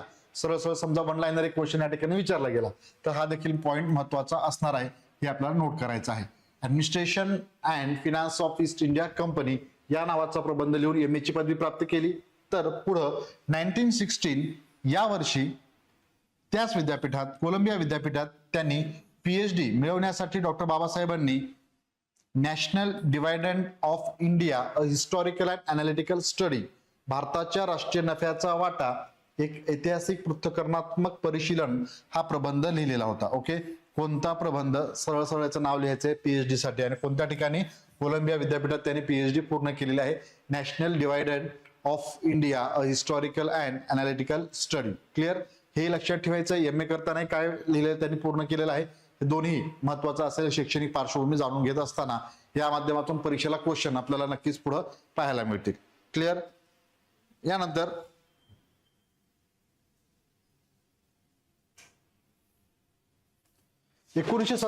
या वर्षी पुढील भाग 1917 या वर्षी वरील प्रबंध ब्रिटिश भारतातील प्रांतिक अर्थव्यवस्थेची उत्क्रांती म्हणजे evolution of provincial finance in British India या नावाने तो प्रसिद्ध झाल्यावर कोलंबिया विद्यापीठाची त्यांना PhD त्या ठिकाणी मिळालेली आहे. कुठलं विद्यापीठ? कोलंबिया. लक्षात ठेवा, कोलंबिया विद्यापीठाची PhD. ऑक्टोबर 1916 या वर्षी लंडन स्कूल ऑफ इकॉनॉमिक्स मध्ये डॉक्टर बाबासाहेब आंबेडकरांनी प्रवेश घेतला. दरम्यान शिष्यवृत्तीची मुदत संपली होती. 16 मध्ये प्रवेश तर घेतला, मुदत संपली, परत आले. मग आपण जर राहिलो त्या ठिकाणी काय विचार करतो, आता बस झालं बाबा, MA वगैरे पूर्ण केलंय, PhD केलेलं आहे, आपण प्रबंध लिहिलेला आहे, ग्रंथाचं लिखाण सुरूच होतं, या सर्व गोष्टी असताना माझा ठीक आहे, शिष्यवृत्ती संपली तर मागे आलो, परत जाण्याची काय गरज आहे पुढं? एवढं शिक्षण घेतल्याच्या नंतर भारतात आपण येऊन नोकरी करू आणि आता व्यवस्थित लाईफ सेटल. परंतु लक्षात घ्या, इथवरच न थांबता परत शिष्यवृत्ती त्यांना छत्रपती शाहू महाराजांच्या सहकार्याने शिष्यवृत्ती मिळाली आणि त्यानंतर परत मग ते आपल्याला लंडन विद्यापीठात MSc DSc या पदव्या मिळवतानाही दिसत आहेत. कोणाच्या, हे लक्षात घ्यायचं इथे, म्हणजे कोणत्या व्यक्तीने या शिष्यवृत्ती ज्या ठिकाणी दिलेली आहे त्या माध्यमातून कोणतं शिक्षण घेतलेलं आहे. सर्वप्रथम आपण पाहिलं एल्फिन्स्टन महाविद्यालयात प्रवेशाकरिता सयाजीराव गायकवाड यांची मदत मिळते. परत कोलंबिया विद्यापीठात जात असताना देखील सयाजीराव गायकवाड यांच्या शिष्यवृत्तीच्या बळावरती त्या ठिकाणी त्यांनी तिथे गेलेले होते, हे दिसतं आपल्याला. क्लिअर, या दोन गोष्टी. आणि मग शाहू महाराजांच्या शिष्यवृत्तीच्या सहकार्याने ते कुठे गेले होते? लंडन विद्यापीठ. लक्षात घ्या, इथे मात्र दोन्हीमध्ये कन्फ्युजन व्हायला नको, कारण स्टेटमेंट देऊन ओळखा असाही प्रश्न असेल, कोणतं करेक्ट आहे कोणतं इनकरेक्ट आहे, त्या कारणास्तव ते महत्वाचं असेल. त्यांना भारतात परतावं लागलं, ती शिष्यवृत्ती परत संपले, मुदत संपल्यामुळं. भारतात आल्याच्या नंतर मग सुरुवातीला मुंबईत वर्से कॉलेज या खाजगी व्यापारी शिक्षण संस्थेत काही काळ अर्थशास्त्र आणि बँकिंग व कायदा या विषयाचं त्यांनी अध्यापन केलं होतं. तर 1918 या वर्षी आपण याचा उल्लेख केला होता मगाशी, मुंबईच्या सिडनेहॅम कॉमर्स कॉलेजमध्ये प्राध्यापक म्हणून काम केलं आणि या विद्यालयात सिडनेहॅम कॉमर्स कॉलेज म्हणून नावावरूनच लक्षात येऊन जाईल या ठिकाणी त्यांनी कोणता विषय शिकवला असेल तर अर्थशास्त्र हा विषय ते शिकवायला होते 1918च्या दरम्यान. मात्र आता इथून पुढील शिक्षणासाठी ते लंडनला गेल्याचं आपल्याला दिसतं. ते पाहूया पुढील पॉइंट. तर 1920च्या राजर्षी शाहू महाराज यांच्या सहाय्यामुळे आर्थिक सहाय्यामुळे पुढील अभ्यासक्रम पूर्ण करण्यासाठी ते मग इंग्लंडला रवाना झाले. सयाजीराव गायकवाड यांच्या सहाय्याने नाही. इथे आलं लक्षात, इथे लक्षात ठेवायचं आहे. पुढे लंडनला ज्यावेळेस मुदत संपली सुरुवातीची 16ला परत 16च्या नंतर 18च्या नंतर परत आले, काही काळ नोकरी केली. त्यानंतर मात्र 1920च्या दरम्यान आपल्याला शाहू महाराजांच्या सहकार्यानं पुढील शिक्षण आणखीन पूर्ण करायचं म्हणून इंग्लंडला गेले आणि मग 1921 मध्ये या लंडन विद्यापीठाची मास्टर इन सायन्स ही पदवी प्राप्त केली सुरुवातीला आणि 1923 मध्ये लंडन विद्यापीठाचीच डॉक्टरेट इन सायन्स DSc ही पदवी मिळवली आणि ही पदवी मिळवत असतानाच डॉक्टरेट इन सायन्स यातच प्रॉब्लेम ऑफ रुपी भारतीय रुपयाचा प्रश्न हा एक त्यांचा प्रबंध आपला ग्रंथ त्या ठिकाणी दिसतोय. Okay, the problem of RuPay, doctor Babasaheb Ambedkar हे नाव लक्षात ठेवायचंय. अनेक ग्रंथ पुढेही पाहायचे आपल्याला लिस्ट त्याची. इथे मात्र DSc पूर्ण करताना प्रॉब्लेम ऑफ रुपी कोणती म्हणजे MA पूर्ण करताना का BSc पूर्ण करताना DSc का MSc पूर्ण करताना लक्षात घ्या. यामुळे त्याला यानुसार क्वेश्चन असला तर लक्षात ठेवायचं. द प्रॉब्लेम ऑफ रुपी आपण मगाशी इथे पाहिलं की काय कन्फ्युजन नको व्हायला. DSc डॉक्टरेट इन सायन्स हे पूर्ण करताना. यानंतर याच दरम्यान बाबासाहेबांनी काही काळ जर्मनीतील बॉन विद्यापीठात कायद्याचा अभ्यास केला. हे लक्षात घ्यायचे परत शिक्षणाबद्दल पुन्हा एकदा. आणि हे पहिल्यांदा लक्षात ठेवताना मी नेहमी सांगत असतो की कुठं काय पूर्ण झालेलं आहे हे लक्षात ठेवायला थोडंसं अडचण जातं, परंतु एकदा तुम्ही रिव्हिजन केलात की ते बरोबर लक्षात राहतं. तर जर्मनीतील बॉन विद्यापीठात त्यांनी कायद्याचा अभ्यास केला होता. 1923 मध्ये बॅरिस्टरची परीक्षा ते उत्तीर्ण झाले आणि भारतात परतल्यावर काही काळ मुंबई उच्च न्यायालयात त्यांनी वकिली केलेली होती. तर 28 मध्ये मुंबईतील शासकीय महाविद्यालयात त्यांनी अध्यापनाचं कार्य देखील केलेलं आहे. वकिली कुठे केली? मुंबई उच्च न्यायालयामध्ये काही काळ त्यांनी वकिली केली होती ज्यावेळेस ते बॅरिस्टरची परीक्षा उत्तीर्ण झालेले आणि मुंबईतील शासकीय महाविद्यालयात अध्यापनाचं कार्य देखील केलेलं आहे. पुढं 35 ते 38 या काळात मुंबईतील शासकीय विधी महाविद्यालयाचे प्राचार्य देखील होते. स्टेटमेंट वाईज क्वेश्चन येतील त्यावेळेस ते विचारलं जातं करेक्ट या इनकरेक्ट किंवा अथवा तुम्हाला इयर मेन्शन केलं जाऊ शकते. या काळामध्ये प्राचार्य होते अथवा नव्हते त्यामुळे लक्षात ठेवा. बाबासाहेबांच्या प्रथम पत्नी रमाबाईंचं निधन झालं 35 मध्ये आणि पुढं 48 मध्ये डॉक्टर शारदा कबीर यांच्याशी त्यांनी विवाह केला होता. लग्नानंतर त्यांचं नाव सविता आंबेडकर हे असं होतं. ठीक आहे, शारदा कबीर यांच्याशी विवाह. पुढं मग मुंबई येथे पीपल्स एज्युकेशन सोसायटीची त्यांनी 1946 ला स्थापना. हे जे आहेत सिक्वेन्स हे शैक्षणिक पार्श्वभूमी शिक्षणाचा आपण सुरुवातीला घेतल्यामुळे ते एकत्र घेतो हे लक्षात घ्यायचं आहे आपल्याला. सो 1946 मुंबई या ठिकाणी पीपल्स एज्युकेशन 1945 आहे सॉरी 5 मध्ये 1945 ला ऍक्युरेट 1945 ला या पीपल्स एज्युकेशन सोसायटीची स्थापना आणि या अंतर्गतच पुढे 1946 ला आपल्याला मुंबई येथे सिद्धार्थ कॉलेजची स्थापना त्यांनी केली होती. ओके, याच्या अंतर्गत पुढचा पॉईंट डिप्रेस क्लासेस एज्युकेशन सोसायटीच्या अंतर्गत असं मेन्शन केला असेल तो मात्र खारिज करायचा आहे आपल्याला. त्याऐवजी हे नोट करा मुंबई येथे पीपल्स एज्युकेशन सोसायटीची स्थापना आणि या अंतर्गत ओके या अंतर्गत सर्वप्रथम सिद्धार्थ आणि नंतर मिलिंद कॉलेज हे त्यांनी स्थापन केलेलं आहे. सिद्धार्थ कॉलेज कुठं तर सिद्धार्थ कॉलेज हे मुंबई आणि मिलिंद कॉलेज कुठं त्यावेळेस औरंगाबाद आणि आताचं छत्रपती संभाजीनगर. ओके, आताचं छत्रपती संभाजीनगर. क्लिअर? कोणत्या ठिकाणी हे आपण लक्षात ठेवू. नेक्स्ट मग शैक्षणिक सुधारणा.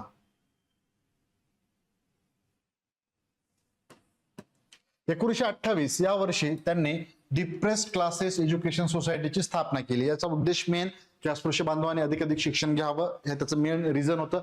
त्यातनं आपली प्रगती करावी आणि तसेच जे अस्पृश्यता निर्मूलन जे आहे ते नष्ट होऊन खऱ्या अर्थाने शिक्षणाच्या माध्यमातून सर्वांगीण विकास व्हावा हे त्याचा उद्देश होता.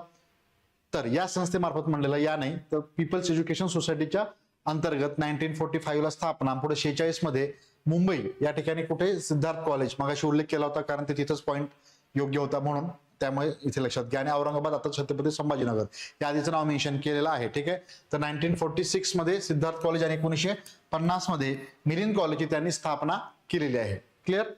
बाबासाहेब आंबेडकर यांनी राजकीय कारकीर्द थोडं पाहायचं आपल्याला तर मुंबई प्रांताच्या कायदे मंडळाचे ते सदस्य होते. ओके, हे लक्षात घ्यायचं आहे. कधी त्यांची नियुक्ती केली गेली होती 1926 ते 1936 या दरम्यान मुंबई प्रांताच्या कायदे मंडळाचे सदस्य देखील ते राहिलेले आहेत. विधानात्मक स्वरूपात परत स्टेटमेंट येतील त्यावेळेस ते आपल्याला लक्षात ठेवायचं. कायदे मंडळाचे सदस्य होते. यानंतर 1930 ते 32च्या दरम्यान ज्या गोलमेज परिषदा आयोजित करण्यात आल्या होत्या 30 ते 32च्या दरम्यान, तर त्या लंडन येथील 3ही गोलमेज परिषदांना अस्पृश्य बांधवांचे प्रतिनिधी म्हणून डॉक्टर बाबासाहेब आंबेडकर हे उपस्थित होते. लक्षात घ्या. गोलमेज परिषद म्हणजे काय ते इतिहासामध्ये येणारच आहे आपल्याला, त्यामुळे तो टॉपिक आपण वेगळ्या पद्धतीने अभ्यासू. इथे फक्त थोडंसं मेन्शन करतो. हे राऊंड कॉन्फरन्स टेबल याला म्हटलं जायचं. राऊंड कॉन्फरन्स टेबल हे अशा पद्धतीनं असं टेबल आणि त्या ठिकाणी सगळे लोक बसायचे. याला गोलमेज परिषद म्हणून आयोजित करण्यात आली होती लंडन या ठिकाणी. तिथे भारताला राजकीय दृष्ट्या घटनात्मक दृष्ट्या राजकीय हक्क मिळवून देण्याकरिता यावरती चर्चा केली जावी याकरिता ही गोलमेज परिषद आयोजित करण्यात आली होती. आणि यात अस्पृश्य बांधवांचं प्रतिनिधित्व डॉक्टर बाबासाहेब आंबेडकरांनी केलेलं होतं. ओके. आणि याचबरोबर या गोलमेज परिषदामध्ये मात्र त्या ठिकाणी आपल्याला दिसून येतं की राष्ट्रीय सभा किंवा राष्ट्रीय काँग्रेस ज्याची स्थापना 1885 ला आहे त्याचं त्या गांधीजींच्या नेतृत्वाच्या माध्यमातून पुढं म्हणजे 1930 ते 32च्या दरम्यान या राष्ट्रीय सभा आणि गांधीजींनी जे नेतृत्व केलं होतं त्यामध्ये गांधीजी फक्त दुसऱ्या गोलमेज परिषदेला उपस्थित होते. ओके. सेकंड फर्स्टला नव्हते. आणि मग गोलमेज परिषदेत राष्ट्रीय सभेने सहभाग घ्यावा यामुळे ते सेकंड गोलमेज परिषदेला उपस्थित राहिले. परंतु तेथील चर्चा किंवा निर्णयामुळे ते समाधानी राहिले नाहीत आणि मागितली होती भाकर मिळाला धोंडा अशा प्रकारचं स्टेटमेंट देखील गांधीजींचं दिसतं आपल्याला. सेकंड गोलमेज परिषदेला फक्त राष्ट्रीय सभा म्हणा किंवा गांधीजी सेकंड गोलमेज परिषदेलाच उपस्थित होते. पहिल्या आणि तिसऱ्या नव्हते. मात्र डॉक्टर बाबासाहेब आंबेडकर अस्पृश्य बांधवांचं प्रतिनिधित्व त्यांनी केलं होतं आणि 3ही गोलमेज परिषदेला ते उपस्थित होते. बाकी गोलमेज परिषदेबद्दल कालावधी कोण व्यक्ती होते तिथे काय काय त्याचा नेमका उद्देश हे सर्व टॉपिक आपण आधुनिक भारताच्या इतिहासामध्ये अभ्यासू. इथे मात्र एवढी माहिती फक्त नोट करा. गांधीजींच्या बाबत राष्ट्रीय सभेच्या बाबत आणि गोलमेज परिषदेचा उल्लेख निघाला कारणाने लक्षात ठेवायचं आहे आपल्याला की कोण उपस्थित होतं कोण नाही. तर गांधीजी राष्ट्रीय सभा फक्त सेकंड फर्स्ट अँड थर्ड ला उपस्थित नव्हते. डॉक्टर बाबासाहेब आंबेडकर मात्र 3ही गोलमेज परिषदेला उपस्थित होते. 42 ते 46 पुढे मग गोलमेज परिषदेच्या नंतर बाबासाहेबांनी गोलमेज परिषदेत दलित बांधवांना प्रोटेस्टंट हिंदू किंवा नॉन कन्फर्मिस्ट हिंदूचा दर्जा मिळावा अशी मागणी केली. 42 ते 46 गव्हर्नर जनरल म्हणजे व्हाईसराय त्यावेळेस. ओके. व्हाईसरायच्या कार्यकारी मंडळामध्ये डॉक्टर बाबासाहेब आंबेडकर यांची मजूर मंत्री म्हणून नियुक्ती करण्यात आली होती. मग अशी आपण इंट्रोड्यूस करीत असताना हा पॉईंट घेतला, महत्वाचा असेल लक्षात घ्यायचा आहे. कालावधी सहित आणि मंत्रीपद कोणतं आहे. मजूर मंत्री. ओके. मजूर मंत्री होते ते. आणि 42 ते 46 व्हाईसराय कार्यकारी मंडळामध्ये व्हाईसरायच्या कार्यकारी मंडळामध्ये. क्लिअर. काही पॉईंट आवर्जून तिथे मेन्शन करतो रिपीट करतोय तर लक्षात घ्या. याला अनुसरून आगामी काळात परीक्षेत प्रश्न दिसेल त्या कारणास्तव महत्वाचा पॉईंट. बाबासाहेब आंबेडकर बंगाल प्रांताच्या विधिमंडळातून घटना समितीवर ते निवडून आलेले होते. ओके. पहा, लॉचं शिक्षण पूर्ण करून आल्याच्या नंतर कोलकाता या ठिकाणी नाही तर मुंबई हायकोर्टात वकिली केली होती. कलकत्ता असं मेन्शन केलं जाऊ शकतं. आणि डॉक्टर बाबासाहेब आंबेडकर हे विधिमंडळातून कुठून मुंबई नाही तर बंगाल प्रांताच्या विधिमंडळातून घटना समितीवरती निवडून आलेले होते. हे लक्षात घ्यायचंय. बंगाल प्रांताच्या, मुंबई नाही. 29 ऑगस्ट 1947 या वर्षी संविधान सभेच्या मसुदा घटनेचा जो आराखडा आहे पूर्णतः डॉक्टर बाबासाहेब आंबेडकरांनीच लिहिलेला तर मसुदा समितीचे अध्यक्ष म्हणून त्यांची निवड. तर 47 मध्ये हा पॉईंट आता जो व्हाईसराय कार्यकारी मंडळाचा आणि याचा तुलना केल्याच्या नंतर हा लक्षात ठेवायचा आहे. स्वातंत्र्य प्राप्तीनंतर नेहरूंच्या मंत्रिमंडळात ते कायदा मंत्री होते. पुढे राजीनामा दिलेला प्रकरण आपण ते पाहूच. मात्र कायदा मंत्री लक्षात आलं. 1947 नेहरूंच्या मंत्रिमंडळामध्ये कायदा मंत्री आणि 42 ते 46 व्हाईसराय कार्यकारी मंडळात ते मजूर मंत्री. हे दोन्ही इथे क्लिअर असू दे.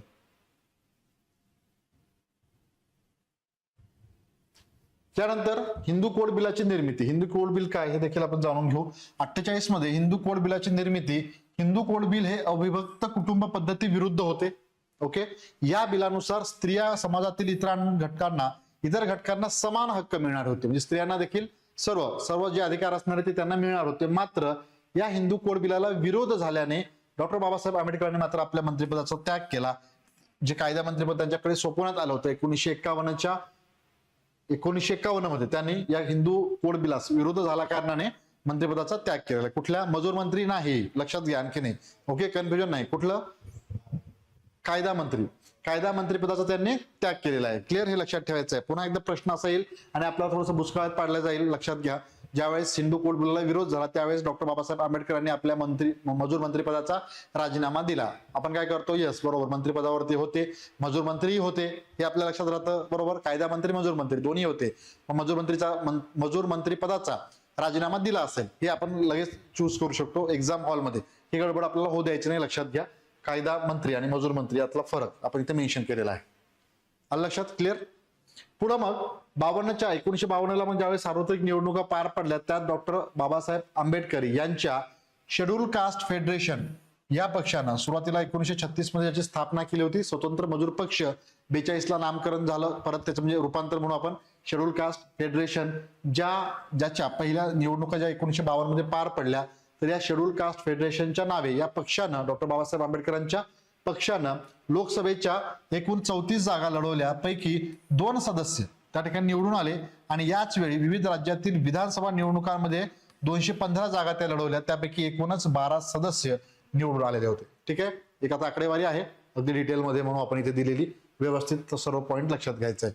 लोकसभेच्या एकूण 2 सदस्य निवडून आले होते आणि विधानसभेच्या निवडणुकांमध्ये एकूणच 12 सदस्य निवडून आलेले आहेत. 2 आणि 12 निवडून आलेल्या सदस्यांकडे आकडेवारी लक्षात ठेवा. जेवढ्या जागा लढवल्या त्याच्या तुलनेमध्ये 2-12 हे लक्षात राहू शकतं. लोकसभेच्या 2, विधानसभेच्या 12. परत 52च्या लोकसभा निवडणुकीत उत्तर मध्य, कुठून ते लक्षात घ्यायचंय, उत्तर मध्य मुंबई या राखीव मतदारसंघातून ते पराभूत झाले होते. बाबासाहेबांचे एकेकाळचे सहकारी असलेले आणि काँग्रेसचे नेते असलेले नारायण सदोबा काजरोळकर, ओके, नारायण सदोबा काजरोळकर यांनी त्यांचा पराभव केलेला होता. तर 52 मध्ये डॉक्टर बाबासाहेब आंबेडकर हे राज्यसभेवरती परत निवडून गेलेले होते.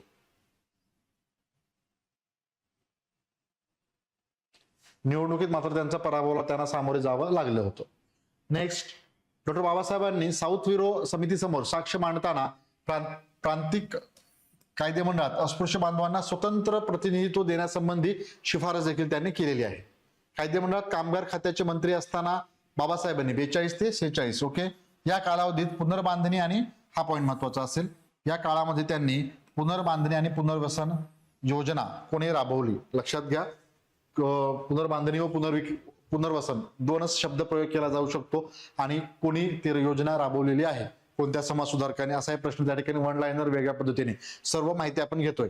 समाजसुधारक आपल्याला आहेतच, म्हणजे बरेचसे समाजसुधारक आहेत, मात्र ज्या समाजसुधारकांच्या विषयी माहिती घेत असताना अनेक पॉईंट विचारण्यासारखे असताना देखील छोट्याशा पॉईंटवरनं प्रश्न क्रिएट होऊ शकतो. म्हणजे हा एक महत्वाचा पॉईंट आहे. पुनर्बांधणी पुनर्विकास योजना कोणी राबवली? सरळ सरळ क्वेश्चन असू शकतो. एकच क्वेश्चन समाजसुधारकावरती विचारायचं झाल्यास याला अनुसरून, त्यामुळे हा पॉईंट इथे महत्वाचा असेल जो आपण इथे घेतलेला आहे. याचं रिव्हिजन मात्र करायचं आहे आपल्याला आणि प्रश्न विचारला असतं ते चुकायचं नाही. 1946 मध्ये. पुढे मग स्वतंत्र मजूर पक्षाची स्थापना. आता पक्षाबद्दल जाऊन घेऊ थोडंसं मागे आणखीन. 1936 या वर्षी स्वतंत्र मजूर पक्षाची त्यांनी स्थापना केली. चिन्ह काय होतं या पक्षाचं? माणूस. 42 या वर्षी मग Akhil Bharatiya schedule caste federation मध्ये याचं आपल्याला रूपांतर दिसून येतं 1942 मध्ये. आणि आताच रिपब्लिकन पार्टी ऑफ इंडिया. पुढे अजून नाव चेंज झालं, पुढे आहेच. शेड्यूल कास्ट फेडरेशनच्या स्थापनेमागे कोणाची प्रेरणा? परत एकदा व्यक्तीचं नाव अप्पादुराई यांची प्रेरणा होती. शेड्यूल कास्ट फेडरेशनचे पुढे रूपांतर झालं परत, म्हणजे स्वतंत्र मजूर पक्ष तोच, शेड्यूल कास्ट फेडरेशन तोच, रिपब्लिकन पार्टी ऑफ इंडिया या पक्षामध्ये त्याचं रूपांतर झालेलं आहे. Republican party of India. मग डॉक्टर बाबासाहेब आंबेडकर यांनी स्थापन केलेल्या संस्था, त्यामध्ये 20 जुलै 1924 बहिष्कृत हितकारणी सभा कुठे स्थापन केलेला आहे? मुंबई या ठिकाणी. तसेच समाज समता संघ इथे एक मेन्शन करतो, आधीची माहिती घेऊ. 20 जुलै 1924 मध्ये बहिष्कृत हितकारणी सभा कुठे? मुंबई या ठिकाणी स्थापना केली होती. त्याचा उद्देश काय होता? तर आर्थिक परिस्थिती म्हणजे सुधारणे शिक्षणाच्या माध्यमातून, यासाठी बहिष्कृत हितकारणी सभेची स्थापना. आणि डॉक्टर बाबासाहेब आंबेडकर या सभेच्या कार्यकारी मंडळाचे अध्यक्ष होते. ओके, अध्यक्ष कोण? सेटलवाड नाव लक्षात ठेवायचं आहे. ठीक आहे. आणि सचिव सीताराम शिवतरकर हे सचिव. आगामी काळात क्वेश्चन जो असणार आहे या सचिव आणि अध्यक्षांच्या नावावरती असू शकतो. मोस्टली बहिष्कृत हितकारणी सभा म्हटलं त्याचे सर्वप्रथम पहिले अध्यक्ष कोण होते असा प्रश्न असेल किंवा स्टेटमेंट दिला असेल. बहिष्कृत हितकारणी सभेची स्थापना झाल्याच्या नंतर 1924 ला या बहिष्कृत हितकारणी सभेचे पहिले अध्यक्ष म्हणून डॉक्टर बाबासाहेब आंबेडकर यांनी काम पाहिले असं एक स्टेटमेंट असेल. आणखीन काही स्टेटमेंट त्यांच्याविषयीचे असतील तर हे स्टेटमेंट चुकीचं असेल. पहिल्यांदा अध्यक्ष म्हणून त्या ठिकाणी निवडलं गेलं होतं सेटलवाड. आणि कार्यकारी मंडळाचे अध्यक्ष कोण होते? डॉक्टर बाबासाहेब आंबेडकर. आणि सेक्रेटरी म्हणून कोणी काम पाहिलेलं आहे तर शिवतरकर. ओके, सीताराम शिवतरकर. हे तिन्ही नाव आपल्याला बहिष्कृत हितकारणी सभेच्या माध्यमातून लक्षात ठेवायचे आहेत, जे परीक्षेकरिता महत्वपूर्ण असणार आहेत. यामध्ये चुका मात्र होऊ शकतात, त्या मात्र आपल्याला टाळायच्या आहेत. लक्षात आलं? कारण मोस्टली म्हणजे बहिष्कृत हितकारणी सभा म्हटलं की डायरेक्ट आपण डॉक्टर बाबासाहेब आंबेडकर हे नाव चूज करतो. यस, त्यांनी स्थापना केलेली आहेच. याची सुरुवात कार्यकारी मंडळाचे अध्यक्ष देखील ते होतेच, परंतु सेक्रेटरी म्हटलं आंबेडकर नाहीये ते लक्षात घ्या. तर कोण होते? शिवतरकर. आणि अध्यक्ष म्हणून सेटलवाड यांनी त्या ठिकाणी काम पाहिलेलं आहे, हे मात्र लक्षात घ्यायचंय. ओके, येस कविता, रोज लेक्चर असतात. काही जणांचं मी कमेंट कडे पण येतोय.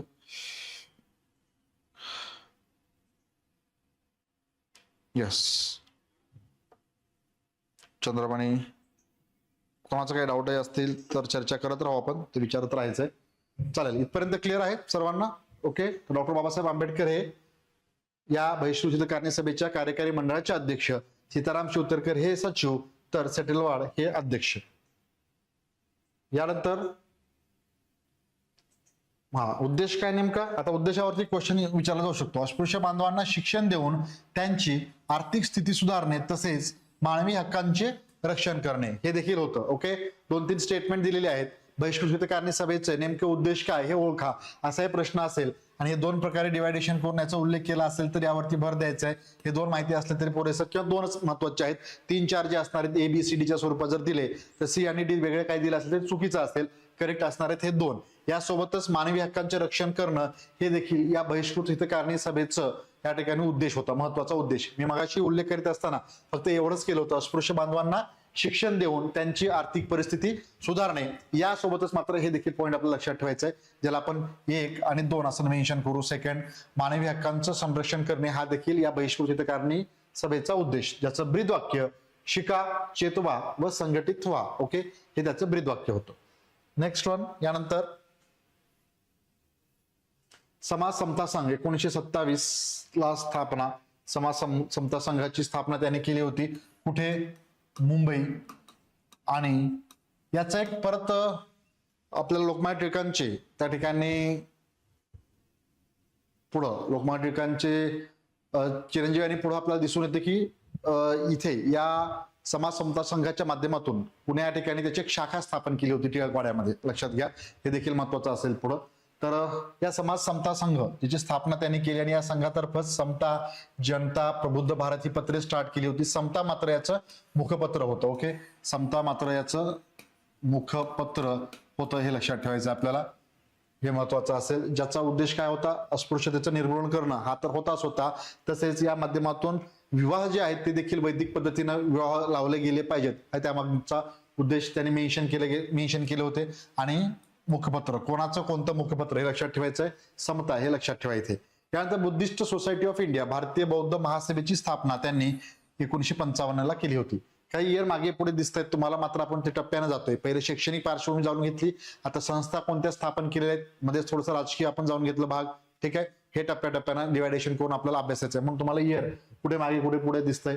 डायरेक्ट 1928 वरनं 55 ला तर त्यांनी स्थापन केलेल्या संस्था, समाज समता संघ असेल, बुद्धिस्ट सोसायटी ऑफ इंडिया, बहिष्कृत हितकारणी सभा, हे आपण एकत्र या ठिकाणी पाहतो.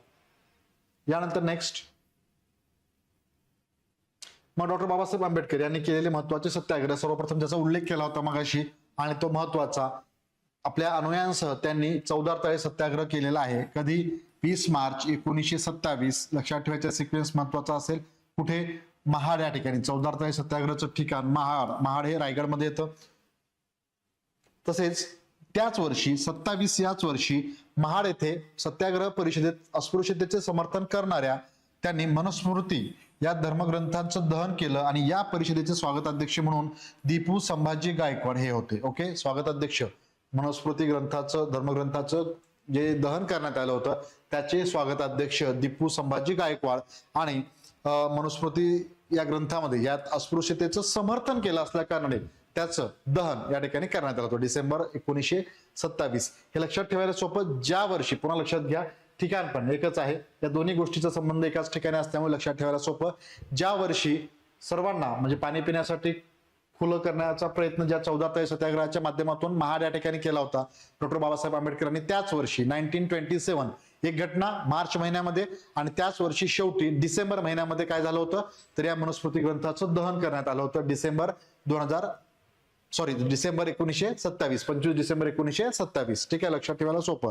ठिकाण आहे 14 सत्याग्रहाचं ठिकाण महाड, त्याचबरोबर या मनुस्मृतीचंही ज्यावेळेस दहन करण्यात आलं होतं महाड, वर्ष एकच. सिक्वेन्स मुळे लक्षात ठेवायला सोपे जाईल, म्हणजे प्रश्न विचारला गेला तर लक्षात ठेवायला सोपं जाईल आपल्याला.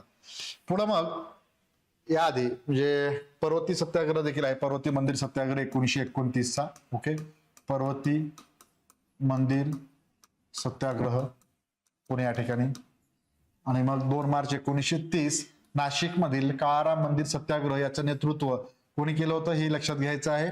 डॉक्टर बाबासाहेब आंबेडकर यांनी हा सत्याग्रह केला होता. त्याचं नेतृत्व कर्मवीर दादासाहेब गायकवाड यांनी केलेलं आहे. लक्षात घ्या. परत आणखी एका व्यक्तीचं नाव ऍडिशनल आपल्याला लक्षात ठेवायचं, जो महत्वाचा भाग असणार आहे या काळाराम मंदिर सत्याग्रहाच्या निमित्त. कारण पहा, महाड येथे 14 सत्याग्रह, नाशिक येथे काळाराम मंदिर सत्याग्रह 1927 आणि 1930 हे आपण लक्षात ठेवतोच, बरोबर. यामध्ये नेतृत्व कोणी केलं, मग काही व्यक्तींची नावे असतील. मग सीताराम शिवतरकर, मग अशी आपण पाहिलं कशाशी संदर्भात संबंधित आहेत ते. सीताराम शिवतरकर सांगा, आताच उल्लेख केलेला आहे. सीताराम शिवतरकर कशाशी संबंधित आहेत सांगा बरं. यस, दोन्हीकडनं लेक्चर सुरू असू द्या, ऑनलाईन पण सांगा, चर्चा झाली पाहिजे. सीताराम शिवतरकरचं नाव उल्लेख केलेला आहे मगाशी, कशाशी संबंधित आहेत. कर्मवीर गायकवाड, दादासाहेब गायकवाड कशाशी संबंधित आहेत, नाशिक येथील काळाराम मंदिर सत्याग्रह ज्याचं नेतृत्व त्यांच्याकडे सोपवण्यात आलेलं होतं, बरोबर. मग सीताराम शिवतरकर बद्दल यस कोणाला आठवतंय, मगापासून लेक्चर ऐकताय. यस, चंद्रमणी, कविता, हर्षिदा सांगा बरं. Swapnil, Pradeep, anybody knows. Question असा, सीताराम शिवतरकर उत्तर अपेक्षित आहे तुमच्याकडनं. लेक्चर ऐकता आत्ताच उल्लेख केला पण या 2 PPT जर सोडलं तर मागे तेच PPT आहे.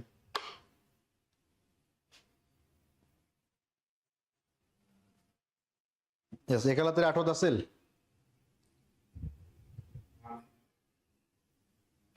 हा, संस्थेचं नाव समजा एखादं.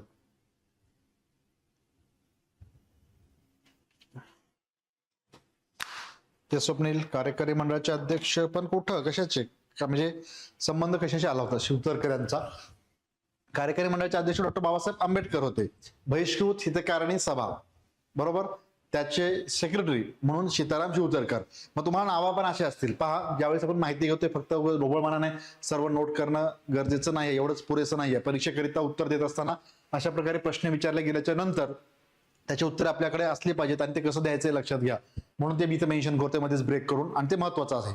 तर इथे उल्लेख केलाय समजा की काळाराम मंदिर सत्याग्रहाचं नेतृत्व आंबेडकरांनी कोणाकडे सोपवलं होतं किंवा कोणी नेतृत्व केलं होतं, तर कर्मवीर दादासाहेब गायकवाड, सीताराम शिवतरकर, सेटलवाड यांच्याशी नावे पर्यायामध्ये दिसतील तुम्हाला. यापैकी कोण, मग आपल्याला शिवतरकर पण नाव आठवत असतं, हे आठवतं, परंतु नेमकं कोणत्या घटनेशी हे लक्षात येत नाही. त्याकरिता मग रिव्हिजन क्वेश्चन हे पाहणं महत्वाचं आहे. सो कर्मवीर दादासाहेब गायकवाड हे मात्र काळाराम मंदिर सत्याग्रहाशी संबंधित आहेत आणि शिवतरकर हे बहिष्कृत हितकारिणी सभा याशी संबंधित आहेत. डॉक्टर बाबासाहेब आंबेडकर यांनी केलेली हिंदू मंदिर प्रवेशाची चळवळ ही अस्पृश्य बांधवांच्या सामाजिक गुलामगिरीची बंधने तोडण्यासाठी केलेली चळवळ होती. आणि या घटनेनंतर मात्र अनेक ठिकाणी भारताच्या अनेक भागामध्ये आपल्याला दिसून येतं मोठ्या प्रमाणात सर्व अस्पृश्य बांधवांसाठी अनेक मंदिरे त्या ठिकाणी खुली करण्यात आलेली होती. ओके, मेन काळाराम मंदिर सत्याग्रह हे त्यासाठी मात्र महत्वाचं अगदी लक्षात ठेवायचं. 2 मार्च 1930 या मंदिर प्रवेश चळवळीमुळे 1935 या वर्षी काळाराम मंदिर अस्पृश्य बांधवांना खुले झालं. त्यानंतर मग इलिशपूर येथील दत्त मंदिर असेल, अमरावती येथील आंबेचं मंदिर आहे, सोलापूर मधील सिद्धेश्वर मंदिर इत्यादी मंदिरांच्या सत्याग्रही चळवळी आपल्याला पुढे आल्याचं दिसून येतं. हिंदू धार्मिक ग्रंथांच्या पारायणासाठी 1933 या वर्षी मुखेड, नांदेड जिल्ह्यातील मुखेड तालुका आहे, या ठिकाणी त्यांनी सत्याग्रही केलेला आहे हिंदू धर्म ग्रंथाच्या पारायणाकरिता. ओके, मुखेड या ठिकाणी सत्याग्रह. मग शेतकऱ्यांच्या विषयी कार्य त्यांचं महत्वाचं जाणून घ्यायचं आहे आपल्याला. त्यातही त्यांची काही महत्वाची भूमिका राहिलेली आहे. काय महत्वाचे पॉइंट्स, तर चिपळूण येथील एप्रिल 1929, 14 एप्रिल 1929 या वर्षी चिपळूण ठिकाण लक्षात ठेवायचं आहे. चिपळूण या ठिकाणच्या शेतकरी परिषदेचं अध्यक्षपद कोणी भूषवलं? डॉक्टर बाबासाहेब आंबेडकर यांनी. परत स्टेटमेंट असतील तिथे महात्मा फुलेंचंही नाव असेल. आता पहा, तुमच्या लक्षात येते चिपळूण येथील शेतकरी परिषदेचं अध्यक्षपद खालीलपैकी कोणत्या समाजसुधारकांनी भूषवलं? शेतीविषयीचं कार्य महात्मा फुले यांचं आपल्याला पाहायला मिळतं. मात्र 1934 देखील मेन्शन केलं असतं आणि आपल्या थोडंसं बुद्धीला चालना द्यायचे. चालना इन द सेन्स तर 1929 इथं म्हटलेलं आहे. मग महात्मा फुले आहेत ते 1929 ला नाही. त्यांचा कालावधी आपण पाहिलेला आहे. कधी? 1827 ते 1890. पहा, हे असं थोडंसं चालाकीनं उत्तर द्यायचं आपल्याला काही ठिकाणी. म्हणजे शेतकऱ्यांच्या विषयी त्यांचे कार्य दिसतं. आपल्याला वाटतं की आता डॉक्टर बाबासाहेब आंबेडकरांचे काही थोडंसं कार्य आहे आणि मग महात्मा फुले यांचंही आहे. त्यांनी काही मागण्या वगैरे केलेल्या होत्या शेतकऱ्यांच्या बद्दल, काही त्यांनी ब्रिटिशांपुढे मागणी केलेली आपल्याला दिसून येतं. मात्र मग ते इयर देऊन मेन्शन करतायत. मात्र आपलं कन्फ्युजन फुले का आंबेडकर होतं आणि आंबेडकरांच्या विषयी शेतकऱ्यांचं कार्य जे आहे किंवा त्यांची भूमिका होती ही आपल्याला तुलनेने महात्मा फुलेंच्या थोडंसं कमी अधिक वाटतं आणि आपण शेतीविषयीचं कार्य महात्मा फुलेंचं लक्षात ठेवतो आणि पटकन महात्मा फुले आन्सर चूज करून पुढे जातो. मात्र इथे दुर्लक्ष करतो. तिथे एक्झॅक्ट माहिती जरी नसलं कोणत्या परिषदेचं कोणी अध्यक्षपद भूषवलं, इयरकडे पाहायचं आहे काही वेळेला. या माध्यमातून आपल्याला प्रश्नाचं उत्तर देता येईल. क्लिअर? असे काही प्रश्न तुम्हाला परीक्षेत पाहायला मिळतील. तिथे मात्र आपल्याला थोडंसं डोकं चालवायचंय. 29 ला हयात आहेत का महात्मा फुले? नाही आहेत. 1827 ते 1890 हा त्यांचा कालावधी. मग इथे काही प्रश्नच येत नाही. म्हणून मग आपल्याला पुढे डायरेक्टली आन्सर मिळून जातं. मग कोण अध्यक्षपद वगैरे भूषवलं असणार आहे. ठीक आहे. तर चिपळूण येथील शेतकरी परिषदेचं अध्यक्षपद भूषवलेलं आहे. तसेच 1938च्या बाबासाहेबांनी शेतीचे राष्ट्रीयकरण कोणी संकल्पना मांडली? परत लक्षात घ्या, शेतीचे राष्ट्रीयकरण ही संकल्पना डॉक्टर बाबासाहेब. इयर विचारणार नाहीत इथे, इयर लक्षात ठेवलं नाही तरी चालेल. परंतु शेतीचे राष्ट्रीयकरण ही संकल्पना कोणी? परत एकदा पॉइंट, शेतीविषयीच्या कार्यामध्ये दोन्ही महत्वाचं आणि त्यानंतर सर्वात महत्वाचं पाण्याच्या नियोजनाकरिता डॉक्टर बाबासाहेब आंबेडकर यांनी दामोदर खोरे परियोजना. 3 स्टेटमेंट असतील. पहा, क्वेश्चन लगेच क्रिएट झाला. डॉक्टर बाबासाहेब आंबेडकर यांच्याविषयी खालील विधाने अभ्यासून योग्य असलेली विधाने निवडा. अचूक विधाने निवडा. ABC हे विधान सरळ सरळ चिपळूण येथे शेतकरी परिषदेचं अध्यक्षपद भूषवलं. क्लिअर? सेकंड, शेतीचे राष्ट्रीयकरण ही संकल्पना त्यांनी मांडली. थर्ड, पिण्याच्या पाण्याच्या नियोजनाकरिता दामोदर खोरे परियोजना संकल्पना मांडली. मग वरीलपैकी कोणते विधान योग्य किंवा आता मगाशी क्वेश्चन केला त्याप्रमाणे तर ABC तिन्ही विधान इथे बरोबर. यापैकी काहीतरी चुकीचं दिलं जाऊ शकतं आणि मग आपल्याला योग्य आन्सर निवडा असं विचारलं जाऊ शकतं. मग तिन्ही पॉईंट शेतीविषयीचे कार्यामध्ये आपल्याला त्यांच्याबद्दलचे व्यवस्थित नोट करायचे. क्लिअर? महत्वाचा असेल हा भाग, लक्षात घ्या.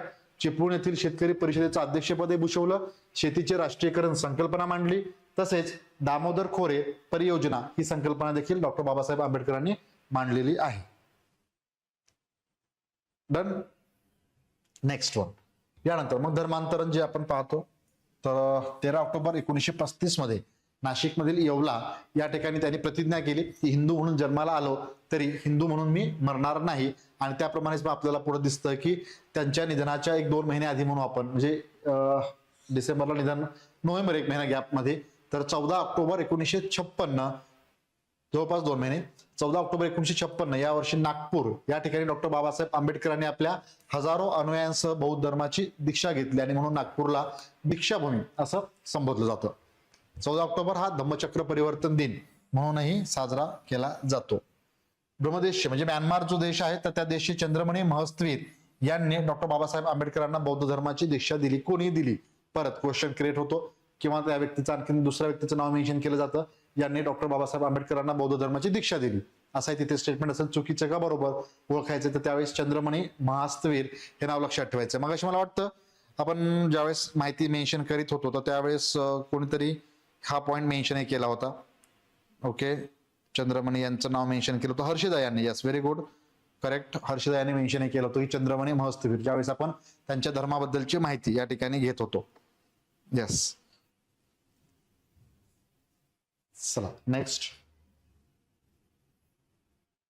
मग आता ग्रंथ संपदा. यानंतर डॉक्टर बाबासाहेब यांनी लिहिलेले काही महत्वाचे ग्रंथ आपल्याला पाहायचे आहेत. चला तर पाहू. तर हु वेअर द शूद्रास हा त्यांचा ग्रंथ. Federation versus freedom, untouchables and Indian constitution, annihilation of caste, जाती व्यवस्थेचे निर्मूलन. ओके, क्लिअर, हे लक्षात घ्या, महत्वाचं असेल. यानंतर व्यवस्थितरित्या ग्रंथांची नावे, महत्वाची परीक्षा बुक मेन्शन केली आहेत, बरेचसे ग्रंथ आहेत त्यात महत्वाचे. मग पुढं द अनटचेबल्स, त्यानंतर small holdings in India and their remedies, administration and finance of the East India Company, what Congress and Gandhi have done to the untouchables, हा देखील त्यांनी ग्रंथ लिहिलेला आहे. यानंतर thoughts on Pakistan, problem of rupee, thoughts on Pakistan महत्वाचं याविषयीचं खूप आधीच्या म्हणजे 10-12 वर्षापूर्वी म्हणून आपण वन लाइनर क्वेश्चन या ग्रंथाविषयी परीक्षेला प्रश्न विचारून झालेले आहेत. थॉट्स ऑन पाकिस्तान येणाऱ्या काळात ते जोड्या स्वरूपात पाहायला मिळेल आणि कोणते ग्रंथ आहेत कोणाची, त्यामुळे लक्षात ठेवा. मग प्रॉब्लेम ऑफ रुपी हे पाहिलं आपण DSC पूर्ण करत असताना त्यावेळेस त्यांनी लिहिलेला. ओके, आलं लक्षात. लंडन येथे, लंडन विद्यापीठात. त्यानंतर बुद्ध अँड हिज धम्म हे त्यांच्या महापरिनिर्वाणानंतर प्रकाशित झालेला ग्रंथ. ओके, महापरिनिर्वाणानंतर प्रकाशित असं त्याचा वेगळा उल्लेख करू आपण या ग्रंथाचा. त्यावरती क्वेश्चन विचारला जाऊ शकतो, कोणता ग्रंथ महापरिनिर्वाणानंतर, त्यामुळे ते मेन्शन केलं. मग स्टेट अँड मायनॉरिटीज, त्यानंतर द अनटचेबल्स. पहा, इंग्रजीतून सर्व नावं, कारण ते सर्वांनाच कळावं यासाठी ते इंग्रजीत देखील लिहिलेलं आहे. पुढं मग riddles in Hinduism, Ranade, Gandhi आणि जिना हा एक ग्रंथ. Caste in India, thoughts on linguistic states, पुढे मग बुद्ध अँड हिज धम्म हा त्यांचा मेन्शन केलेला आहे तिथे. दोन वेगळे ग्रंथ त्यांची, म्हणजे एक बुद्ध अँड हिज धम्म जो त्यांच्या निधनानंतर, मृत्यूनंतर प्रकाशित, आणि डॉक्टर बाबासाहेब आंबेडकर यांचं आत्मचरित्र. बऱ्याच जणांना बुद्ध अँड हिज धम्म हे त्यांचं आत्मचरित्र वाटू शकतं नावावरनं, परंतु इथे लक्षात घ्यायचं आपल्याला वेटिंग फॉर विजा हे मात्र त्यांच्या आत्मचरित्राचं, ऑटोबायोग्राफीचं नाव आहे. दोन्हीमध्ये कन्फ्युजन नको व्हायला. ठीक आहे, वेटिंग फॉर विजा. नेक्स्ट पत्रकारिता, पुढील भाग महत्वाचा. डॉक्टर बाबासाहेब आंबेडकर यांचे वर्तमानपत्र आपल्याला पाहायचे, यावर्षीचे प्रश्न परीक्षेत दिसत आहेत. तर मूकनायक त्यांनी सर्वप्रथम स्टार्ट केलेलं मूकनायक, त्यानंतर बहिष्कृत भारत. ओके, त्यानंतर जनता. ठीक आहे, 1930. मग समता, प्रबुद्ध भारत हे आपल्याला दिसत आहेत. पुढे मग त्याचं नाव प्रबुद्ध भारत झालेलं 1956. मूकनायक हे 31 जानेवारी 1920 रोजी राजर्षी शाहू महाराज यांच्या सहाय्यामुळे बाबासाहेबांनी हे पाक्षिक मीन्स 15 दिवसाला प्रकाशित होणार ते स्टार्ट केलं होतं सुरुवातीला. मूकनायकला कोणी सहकार्य केलं, कोणत्या समाज सुधारकाने, हे लक्षात घ्या. यावरती क्वेश्चन विचारला जाऊ शकतो म्हणून आपण त्याचं इथे मेन्शन केलेलं आहे. तर मूकनायकला जे सहकार्य होतं शाहू महाराज यांचं होतं. ठीक आहे. मूकनायकचे पहिले संपादक डॉक्टर बाबासाहेब आंबेडकर होते का, तर नाही. ते नाव आपण परत लक्षात घ्यायचं आपल्याला. मूकनायक त्यांनी स्टार्ट केलं, त्यात आर्टिकल लिहायचे. मूकनायकचे पहिले संपादकाची जबाबदारी मात्र डॉक्टर बाबासाहेब यांनी ज्या व्यक्तींकडे सोपवले त्यांच्याविषयीचा नावाबद्दल परीक्षेत प्रश्न दिसणार आहे. म्हणजे पहा क्वेश्चन कसा असेल पुन्हा एकदा, काही महत्वाचे वर्तमानपत्र एका बाजूला, ठीक आहे, या पद्धतीनं, आणि दुसऱ्या बाजूला संपादकांची नावे. मग मूकनायक आणि किंवा चुकीची जोडी निवडा असा प्रश्न असेल. मूकनायक आणि डॅश देऊन पुढं पांडुरंग नंदराम भटकर हे यांचं नाव आपल्याला दिसेल. मग त्यावेळेस मूकनायक म्हणले की आपल्या डोक्यात लक्षात असं की अरे डॉक्टर बाबासाहेब आंबेडकर संबंधित आहेत, हे भटकर कोण आल्या व्यक्तीनंतर परत मध्येच, मग त्यामुळे आपण हे दुर्लक्ष करतो आणि तेच चुकीचं आहे आपल्याला वाटतं. मात्र नाही, मूकनायकशी संबंधित आहेत पांडुरंग नंदराम भटकर, ज्याचं संपादक म्हणून त्यांनी काम केलं. तर दुसऱ्या संपादक म्हणून काम केलेलं आहे ज्ञानदेव घोलप. दोन्ही व्यक्ती मूकनायकशी संबंधित आहेत. क्लिअर.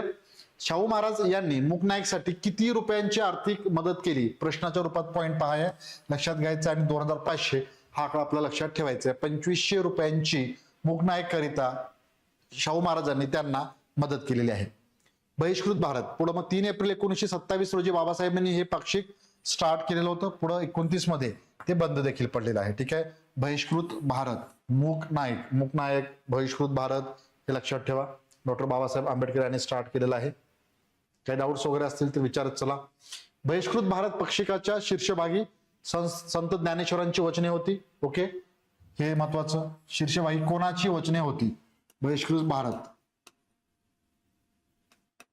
आणि मूकनायकच्या संत तुकाराम महाराज. ओके,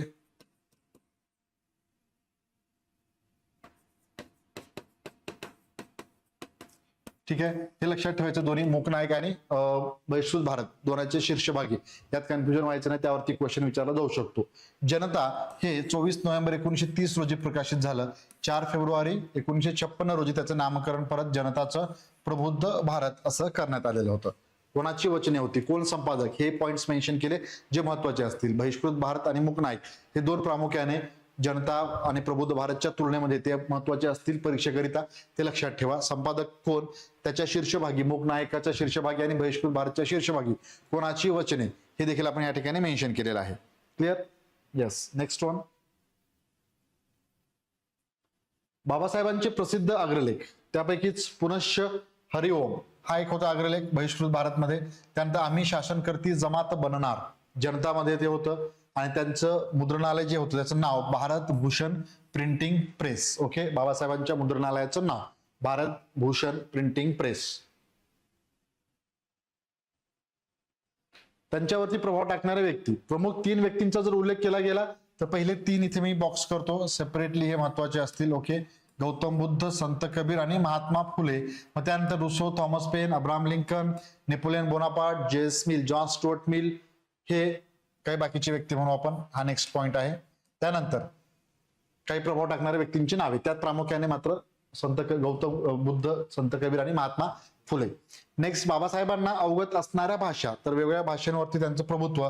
मराठी, इंग्रजी तर होतच होतं, त्याचबरोबर पारशी असेल, त्यानंतर गुजराती, पाली, बंगाली, जर्मन, फ्रेंच या भाषांवरती त्यांचं आपल्याला प्रभुत्व असल्याचं दिसून येतं. कोणकोणत्या भाषांवरती प्रभुत्व. पुढं मग काही परिषदांचं अध्यक्षपद त्यांनी भूषवलं होतं. पहा, 1920च्या माणगाव येथील अस्पृश्य परिषदेचं अध्यक्षपद डॉक्टर बाबासाहेब आंबेडकरांनी भूषवलं. श्रीलंकेमध्ये ते उपस्थित होते बौद्ध परिषदेला 1950 मध्ये. तर म्यानमारमधील यंगून म्हणजे रंगून किंवा यंगून येथील जागतिक बौद्ध धर्म परिषदेत त्यांनी उपस्थिती लावली होती.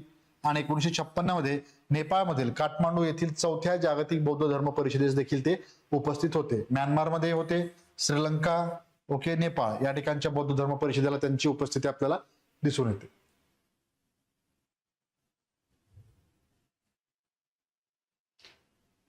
यानंतर त्यांचे काही प्रसिद्ध वचने, डॉक्टर बाबासाहेब आंबेडकरांची प्रसिद्ध वचने, त्यात देशाच्या स्वातंत्र्यासाठी रक्ताचा शेवटचा थेंब असेपर्यंत लढलं पाहिजे असं त्याने मेन्शन केलं होतं.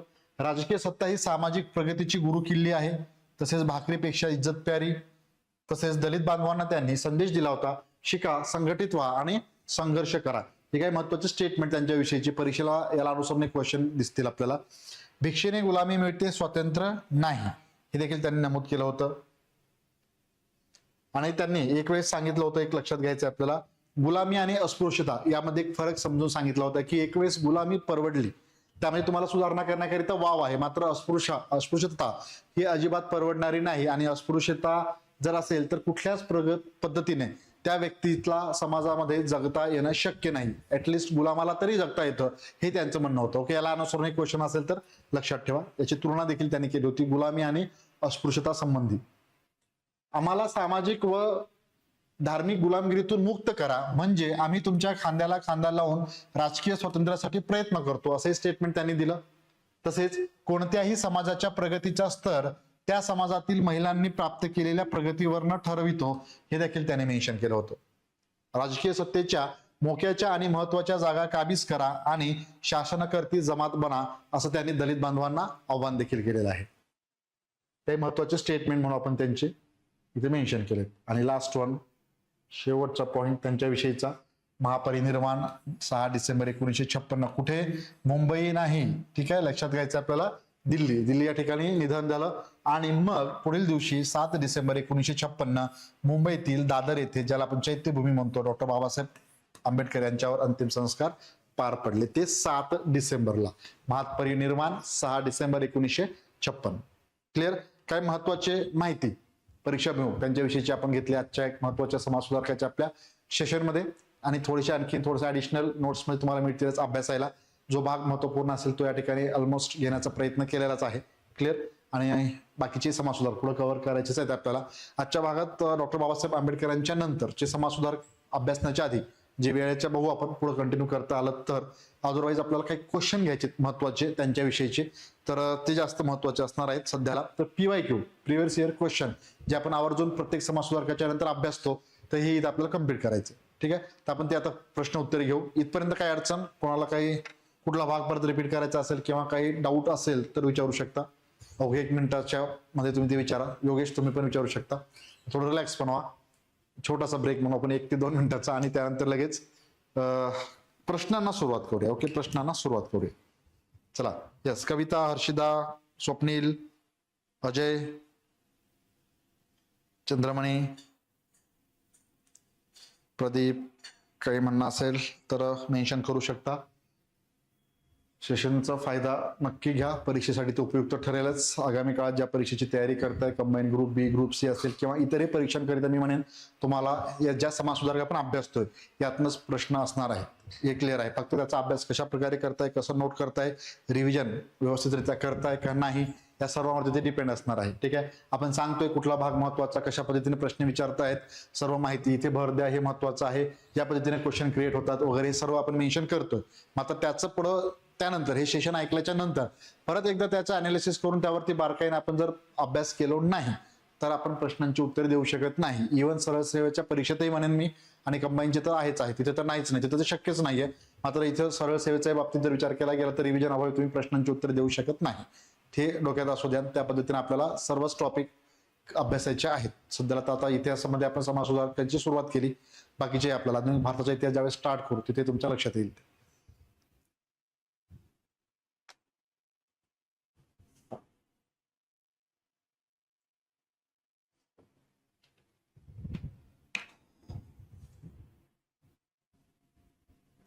चल, तर करायचं मग कंटिन्यू पुढं. प्रश्नांना सुरुवात करू. नेक्स्ट क्वेश्चन असतील आपले PYQ, का ते 7-8 क्वेश्चन घेतलेले आहेत आपण. डॉक्टर बाबासाहेब आंबेडकर, मला वाटतं आजच्या एका सेशनमध्ये तेच समाज सुधारक आपले होत आहेत, कारण त्यांच्याविषयीची माहिती बरीचशी आहे त्यामुळे, आणि ते आपल्याला अभ्यासणं गरजेचं आहेच. आणि तसं जर पाहायला गेलं तर आठवडा पण जाऊ शकतो त्यांच्याविषयी माहिती घ्यायचं म्हणजे. बरंचसं कार्य डॉक्टर बाबासाहेब आंबेडकरांचं आहेच, आणि त्यामुळे आपण एका सेशन मधून ते कम्प्लीट करण्याचा प्रयत्न करतोय. सो क्वेश्चन PYQ जे मागील MPSCच्या कंबाईनच्या परीक्षेमध्ये या ठिकाणी विचारले गेलेले आहेत, किंवा PSIच्या STIच्या परीक्षेमध्ये जे आपण पाहतोय, तर ते क्वेश्चन घेऊ आणि ते सर्वांनीच उत्तर द्यायचे. पहा, प्रॅक्टिस होईल, त्यामुळे प्रत्येकाने उत्तर देण्याचा प्रयत्न करा. उत्तर चुकली तरी काही हरकत नाही. मी वारंवार सांगतोय, हे सराव होण्यासाठी बेस्ट प्लॅटफॉर्म आहे. मात्र परीक्षेत तुम्हाला तो चान्स नसेल सरावाकरिता, PYQ असतील किंवा सर्व प्रश्न असतील, तिथे मात्र तुम्हाला करेक्ट आन्सरच द्यायचे, तिथे चुकायला चान्स नाहीये, हे लक्षात घ्या. त्यामुळे इथे एक सराव होईल, या उद्देशाने सर्वांनीच करेक्ट उत्तर देण्याचा प्रयत्न करायचा आहे. चलो, तर सुरुवात करूया. पहिला प्रश्न तुमच्या समोर क्वेश्चन आहे, डॉक्टर आंबेडकरांनी नेतृत्व केलेल्या खालील चळवळींचे कालानुक्रमे आयोजन करायचं आपल्याला. ESO 2021. पहा, आला क्वेश्चन. आजकाल तुम्हाला असेच क्वेश्चन दिसत आहेत मोस्टली, मागे पण असं होतं, आणि थोडंसं बदलही झालेलं आहे प्रश्नांमध्ये. तर अ, ब, क आणि ड. महाड येथील 14 ताई सत्याग्रह, मनुस्मृती दहन, पर्वती मंदिर सत्याग्रह, काळाराम मंदिर सत्याग्रह, सर्व घेतलं का आपण आपल्या लेक्चरमध्ये? जो भाग कुठला घेतला नसेल मी सांगेन तुम्हाला, हा घेतला नाहीये किंवा हा घेतलाय, तुमच्या लक्षात येईलच ते पाहिल्याच्या नंतर. हे सर्व घेतलेलं आहे. सांगा आन्सर काय असेल, पर्याय क्रमांक काय उत्तर असेल. गडबड करायचे नाही, वेळ घ्या थोडासा हवा तर, परंतु उत्तर व्यवस्थित देण्याचा प्रयत्न करा. हे अभ्यासलेलं आहे आपण. ठीक आहे, पर्यायी उत्तरे आपल्याला पाहायची आहे.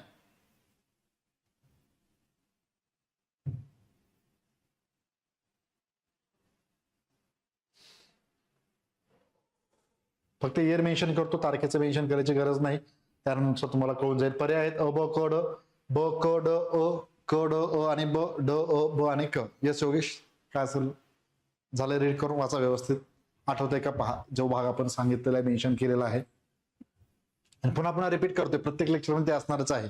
तुमच्यापैकी बरेच जण म्हणतील हो सर कळालं आम्हाला, तर किती वेळेस सांगते, पण लक्षात घ्या, एक वेळेस अभ्यासून वाचून पहिल्यांदा जर अभ्यास करत असेल स्पेशली जे विद्यार्थी, तर लगेच लक्षात राहत नाही, लगेच तुम्ही योग्य उत्तर सांगावं असं अपेक्षित नाहीये. हे मी वारंवार मेन्शन करतोय. प्रयत्न मात्र ऍटलिस्ट आपल्याला करायचा आहे. मात्र ज्यावेळेस तुमच्याकडे नोट्स येतील त्यावेळेस रिव्हिजन कराल, त्यानंतर मात्र अशा प्रकारे प्रश्न विचारल्याच्या नंतर उत्तर चुकायला नको. इथे चुकण्याला वाव आहे. सराव सुरू करायचा आहे आपल्याला, म्हणजे सराव प्रश्न म्हणून पाहायचा. यस स्वप्नील, प्रदीप, कविता, व्हेरी गुड, करेक्ट. स्वप्नील यांनी सगळ्यांनी उत्तर दिलं. तुमचं काय असेल? 1 आणि 4 असं आहे का? ओके, 1 आणि 4 तुमचं कन्फ्युजन आहे, ठीक आहे. इथे मात्र स्वप्नील अगदी बरोबर, यस, आणि प्रदीप, कविता यांनी मेन्शन केलं. बाकीच्याने उत्तर सांगायचे आहेत, प्रयत्न करा, फक्त पाहू नका. आता उत्तराकडे होऊ, एवढ्या वेळ सफिशियंट उत्तरासाठी. पहा की इथे मेन्शन करते, मग उत्तर तुम्हीच नोट करा आता काय असेल. महाड येथील चवदार तळे सत्याग्रह, बरोबर. मनुस्मृती दहन त्याच वर्षी मेन्शन केलं होतं, पहा मी, एकाच वर्षी, ठीक आहे, लक्षात ठेवायला सोपं म्हणून. आठवतंय? 27लाच, ठीक आहे. सेकंड म्हणजे पहिलं हे असेल, ठीक आहे. नंतर काय असेल सेकंड उत्तरामध्ये. नंतर पर्वती मंदिर सत्याग्रह मेन्शन केलं होतं 1929, काळाराम मंदिर सत्याग्रहाच्या अलीकडे. आणि मग काळाराम मंदिर सत्याग्रह 2 मार्च 1930. त्यामुळे काय असेल मग अ ब क ड, जशाच तसं जे दिलेलं आहे त्याच पद्धतीनं. तुम्ही जे म्हणत होता 1 आणि 4 कन्फ्युजन झालेलं होतं, तुमचं आता शिक्कामोर्तब झाला असेल. 1 वर डन आपण, ठीक आहे. आणि यस, इथे स्वप्नील, प्रदीप आणि कविता यांनी बरोबर उत्तर दिलं होतं मगाशी. ओके, 1 उत्तर चंद्रमणी, यस, 1 उत्तर मात्र सर्वांनी नोट करायचं. 1 ज्यांचं बरोबर ते बरोबर, ज्यांचं नसेल त्याने करेक्शन देखील करून घ्या लगेच. नेक्स्ट वन, पुढील प्रश्न व्यवस्थित रीड करा. घाई गडबडी लगेच मी पहिला उत्तर देतोय असं नको, अशी स्पर्धा नाही आपल्याकडे, त्यामुळे टेन्शन नाही, आरामात उत्तर द्या, व्यवस्थित वाचा. डॉक्टर बाबासाहेब आंबेडकर यांच्या कार्याविषयी कालानुक्रमे, परत तसाच क्वेश्चन आहे हिस्ट्री 21 मध्ये तो विचारला गेलेला आहे. हा, आणखी क्लिअर करतो, सॉरी, थोडंसं 1 मिनिट सांगायचं राहिले सूचना. पहिले 3 ते 4 प्रश्न जे आहेत तर ते मुख्य परीक्षेचे घेतलेले आहेत, लक्षात घ्या. आपण पूर्व मुख्य परीक्षा उद्देशानेच तयारी करतोय, हे तुम्हाला माहिती असेलच. तर पहिले 3 ते 4 क्वेश्चन मेन्स मध्ये विचारले गेलेले आहेत, हे आधी क्लिअर करतो, नंतर मग पूर्व परीक्षेतील असते. तर पहा आता अ ब क ड, तुम्ही मला असं मुख्य परीक्षा दोन्ही एकत्र, आपल्याला काही अभ्यासक्रम तोच आहे, लक्षात घ्या. त्यामुळे दोन्हीची प्रॅक्टिस सायमल्टेनियसली आपण करत राहू. तर कालानुक्रमे परत रचना करायचे. परत एकदा त्यांनी त्यांच्याबद्दल याच्याबद्दलची माहिती पूर्ण लेक्चरमध्ये होती आपल्या. मुंबई येथे पीपल्स एज्युकेशन सोसायटीची स्थापना, काळाराम मंदिर प्रवेश सत्याग्रह, आता या प्रश्नावरून काळाराम मंदिर लगेच लक्षात आलं असेल. शेड्यूल कास्ट फेडरेशनची स्थापना, बहिष्कृत हितकारणी सभेची स्थापना. सांगा अ ब क आणि ड, अशा प्रकारे आहे हे.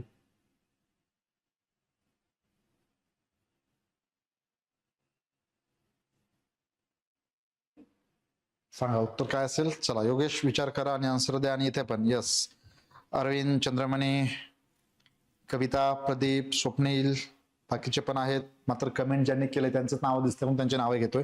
नाही तर म्हणाल सर आमचं का नाव घेत नाहीये, तुम्ही उत्तर पण देत नाहीत, बाकीचे उत्तर पण द्या. चला सर्वांनी उत्तर मेन्शन करा, बरेच जण लाईव्ह आहेत.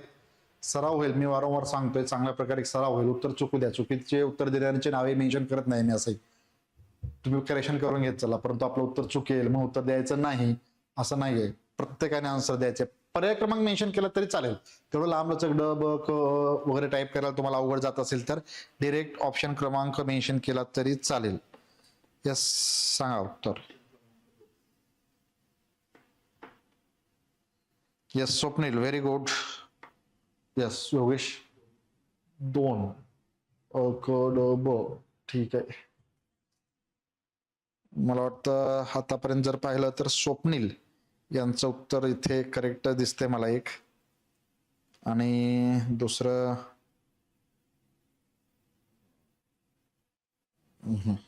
ठीक आहे, स्वप्नील जाधव करेक्ट, अगदी बरोबर.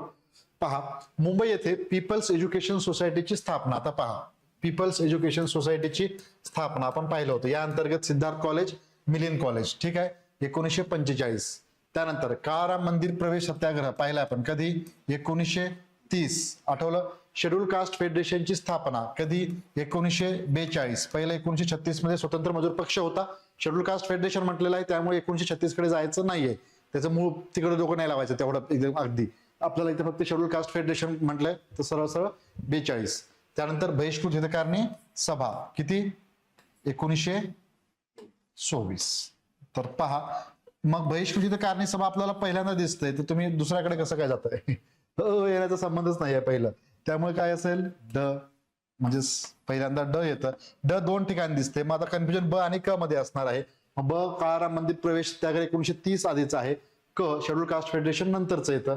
त्यामुळे आपल्याला ड ब दोन क्लिअर झाले की नंतर पाहायची गरज नाहीये, कारण इथेच दोन्हीमध्येच कन्फ्युजन होऊ शकतं 3 आणि 4 मध्ये. सो ड ब क अ असा सिक्वेन्स येईल. क्लिअर? बरोबर? पहा व्यवस्थित. मला वाटतं पर्याय क्रमांक 3 सर्वप्रथम स्वप्नील याने मेन्शन केलं होतं. उत्तर करेक्ट आहे. बाकी त्यांनी देखील करेक्शन करून घ्या, चुकलं म्हणून गडबडायचं नाही. फक्त त्याची इयर इथं ओळखायला लावलेली होती, ते आपण करेक्ट केलेलं आहे. पर्याय क्रमांक 3 पहा प्रश्न कसे विचारले जात आहेत. ज्या माध्यमातून सेशन पूर्ण केलंय त्यात माहिती आहे का नाही हे पण लक्षात घ्या. सर्व माहिती घेतलेली आहे, त्याला अनुसरूनच हे क्वेश्चन आहे. तिथे काही एखादा पॉईंट नसेल तर ते मेन्शन करेनच पुढं, परंतु मोस्टली यावरती क्वेश्चन आपल्याला पाहायला मिळेल. आणखी एक क्वेश्चन लास्ट मेन्स मधला, यानंतर मात्र पूर्व परीक्षेतील क्वेश्चन दिसतील.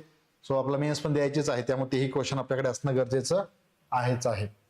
दिसेल तुम्हाला आता दिसेल. ठीक आहे. प्रश्न फक्त एवढंच आहे, वरचं गेलं तर ते थांबा, याला बाजूला हा ठीक आहे. आता मग सोपं पहा, खालीलपैकी अयोग्य विधाने ओळखायचे आहेत आपल्याला. अयोग्य विधाने, ठीक आहे. ABCD 4 विधान आहेत, व्यवस्थित वाचा. ए विधान, डॉक्टर बाबासाहेब आंबेडकरांनी हरिजन सेवक संघाची स्थापना केली. बी विधान, डॉक्टर बाबासाहेब आंबेडकरांनी छत्रपती शाहू महाराजांनी दिलेल्या देणगीतून समता वृत्तपत्र चालवलं. पहिल्या गोलमेज परिषदेत महात्मा गांधी व डॉक्टर बाबासाहेब आंबेडकर यांच्यात अस्पृश्यांसाठी स्वतंत्र मतदार संघ देण्याबाबत वाद झाले. त्यानंतर महार मांग इत्यादी लोकांस विद्या शिकवण्यासाठी मंडळी या संस्थेत दक्षिणा प्राईज फंडातून सहाय्य मिळाले. सांगा उत्तर काय असेल.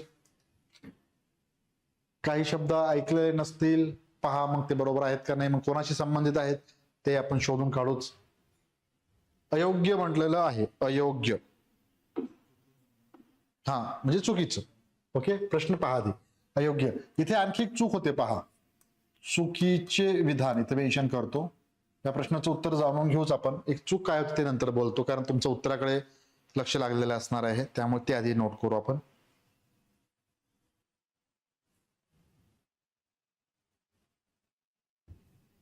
डॉक्टर बाबासाहेब आंबेडकर,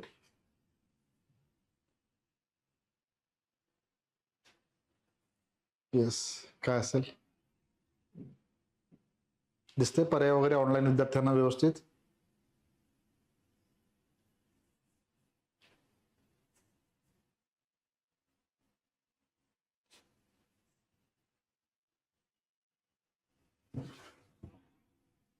येस, काय म्हणताय,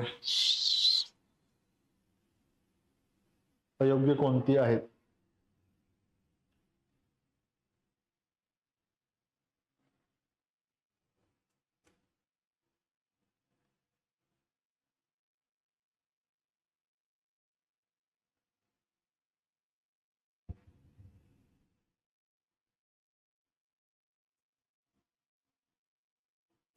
येस योगेश, आठव काय म्हणताय, काय असेल आन्सर.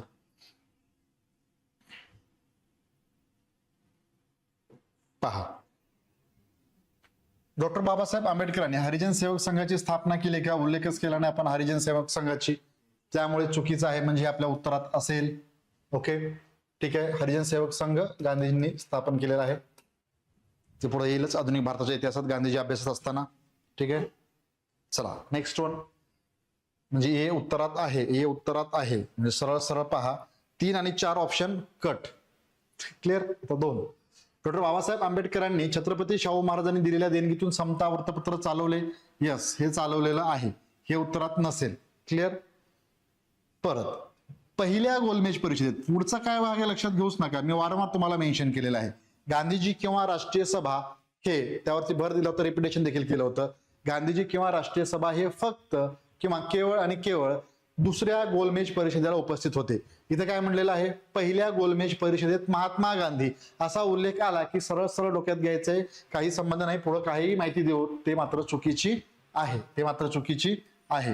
म्हणजे हे देखील आपल्या उत्तरात असणार आहे. बाकीचं काही पाहूच नका, जे काही चर्चा झाली, वाद झाले वगैरे ते सोडून द्या.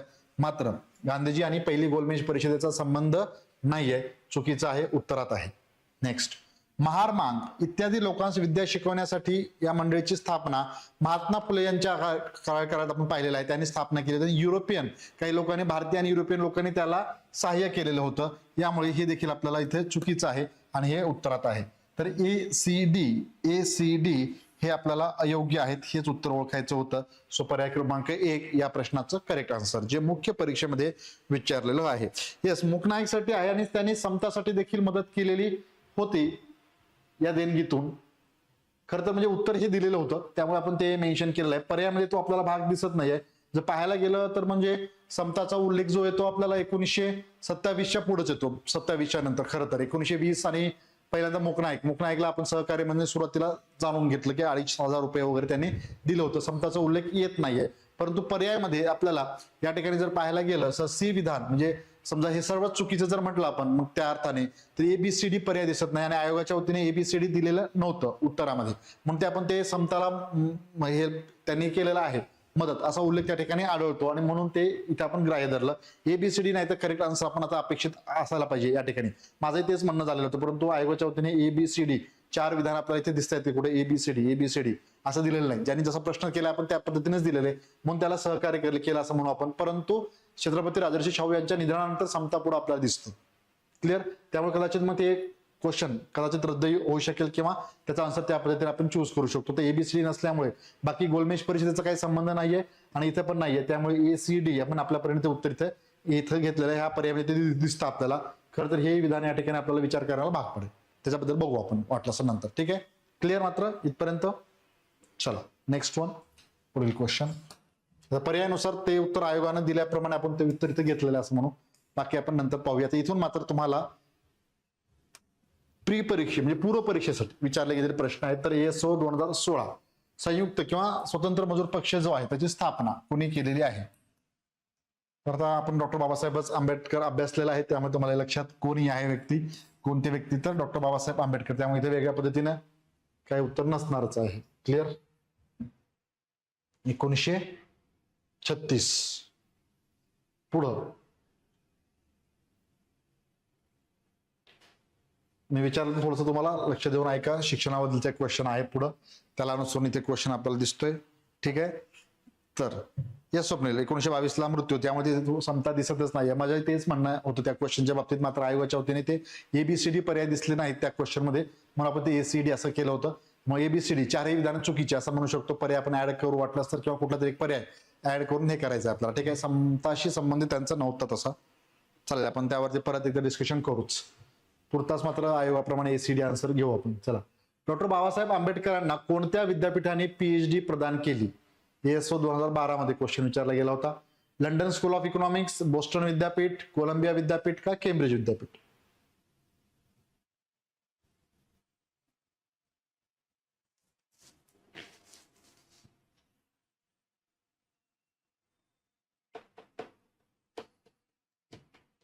येस सांगा. Yes Swapnil, Chandramani very good, Kavita good, very good.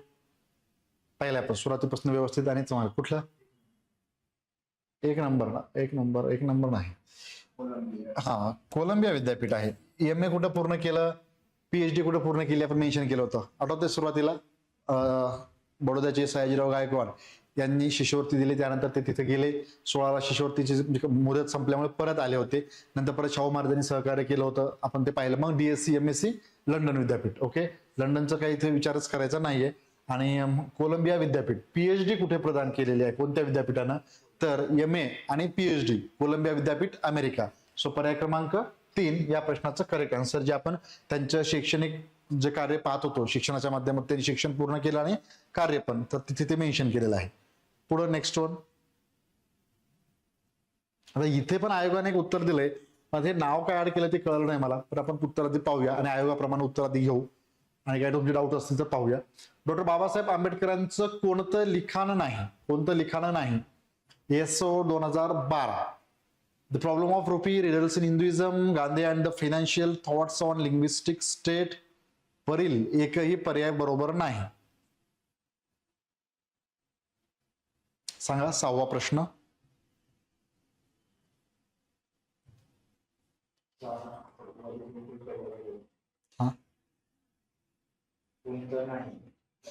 नाही, हा, कोणतं लिहिलं नाही त्यांनी, असा क्वेश्चन. म्हणजे हे लिहिलेलं आहे असं म्हणायचं. हा, नेक्स्ट.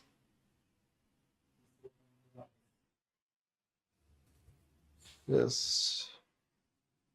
व्हिडिओ हँग होतोय. ओके, मला वाटतं ॲपमध्ये प्रॉब्लेम आलेला असावा मध्येच. आता क्लिअर आहे का फक्त सांगा.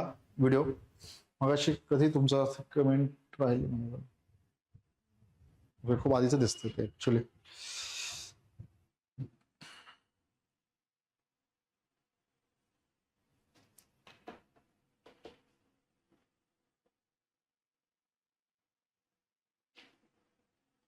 येस, आता इथे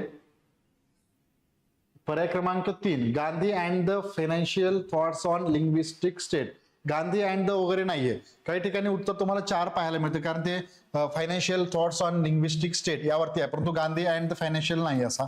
त्यामुळे पर्याय क्रमांक 3. ओके, पर्याय क्रमांक 3 गांधी, रानडे, गांधी आणि जिना असा एक ग्रंथ वेगळा दिसतो आपल्याला. सो लिहिलं नाही, लिखाण कोणतं नाही.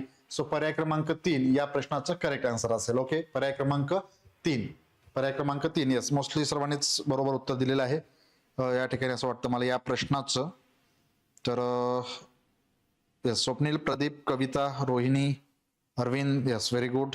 Chandramani, Kavita, yes correct. पर्याय क्रमांक 3. ओके, चालेल. पुढील क्वेश्चन कडे वळू लगेचच. आता सोपा प्रश्न आहे म्हणा हा. आता ज्यांच्याविषयीची माहिती घेत होतं तेच होते, त्यामुळं इथं काही हे नाही आहे वेगळ्या पद्धतीनं काही लक्षात म्हणजे उत्तर द्यायचे काही. बहिष्कृत कारणे सभा कधी? 1924. कोणी? डॉक्टर बाबासाहेब आंबेडकर यांनी. तर STI 2012 मध्ये हा क्वेश्चन विचारला गेलेला होता. ठीक आहे, 1924 बहिष्कृत कारणे सभा आपण पाहिले. आता मोस्टली हा क्वेश्चन असा नसेल, मी तुम्हाला सांगितल्याप्रमाणे मग याचं ते सुरुवातीला आपण पाहिलं अध्यक्ष कोण आणि त्यानंतर सचिव कोण, किंवा मग याचा उद्देश काय होता, कोणत्या उद्देशासाठी काय स्थापन केलं गेलं, असे प्रश्न पाहायला मिळतील. किंवा मग ते क्रम परत एकदा बहिष्कृत कारणे सभा पहिलं का मूकनायक पहिलं का कोणता आधी वगैरे नंतर, याचा मग योग्य क्रम लावा, अशा प्रश्नासाठी रेडी राहायचं आपल्याला. ठीक आहे, त्या पद्धतीचे प्रश्न आता पुढील काळात दिसतील. मात्र एक क्वेश्चन सोपा असा विचारला गेला होता हा. Yes, doctor Babasaheb Ambedkar.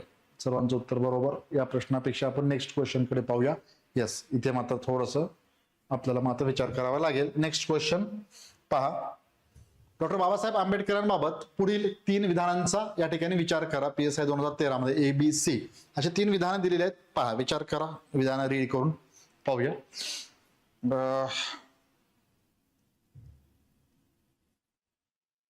हे विधान: दलितांच्या राजकीय हक्कांसाठी त्यांनी 1936 मध्ये स्वतंत्र मजूर पक्षाची स्थापना केली. बी विधान: त्यांनी म्हटलं होतं की जरी मी जन्माने हिंदू असलो तरी मी मरताना हिंदू राहणार नाही. सी विधान: ते त्याच वर्षी निवर्तले ज्या वर्षी त्यांनी बौद्ध धर्म स्वीकारला. वरीलपैकी कोणती विधाने बरोबर आहेत? पहिलं बरोबर आहे नक्की? बारकाईने पहा आणि मग उत्तर द्या. लगेच डायरेक्ट 3 बरोबर आहेत असं म्हणू नका. बारकाईनं व्यवस्थित विधानं रीड करायचेत आणि मगच उत्तर द्यायचे. सांगा, पर्याय क्रमांक मेन्शन करायचा आहे आणि आन्सर सांगा काय असेल. यस योगेश, नक्की का? ते व्यवस्थित अभ्यास म्हणजे व्यवस्थित पहा काय म्हटलेलं आहे, कशासाठी काय नाही. इयर दिलेलं आहे का बरोबर? यस स्वप्नील. त्याआधी रोहिणी यांनी 3 पर्याय म्हटलं होतं, स्वप्नील यांनी 4 म्हटलेलं आहे. ओके, कविता 1, चंद्रमणी 3. डन का मग? 3 बरोबर का?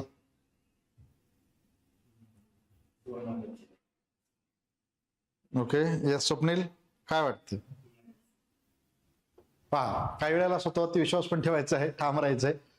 बरोबर आहे, तुमचं पहिलं जे उत्तर दिलेलं आहे गडबडायचं नाही. मी थोडंसं कन्फ्युजन होण्यासाठी विचारलेलं आहे.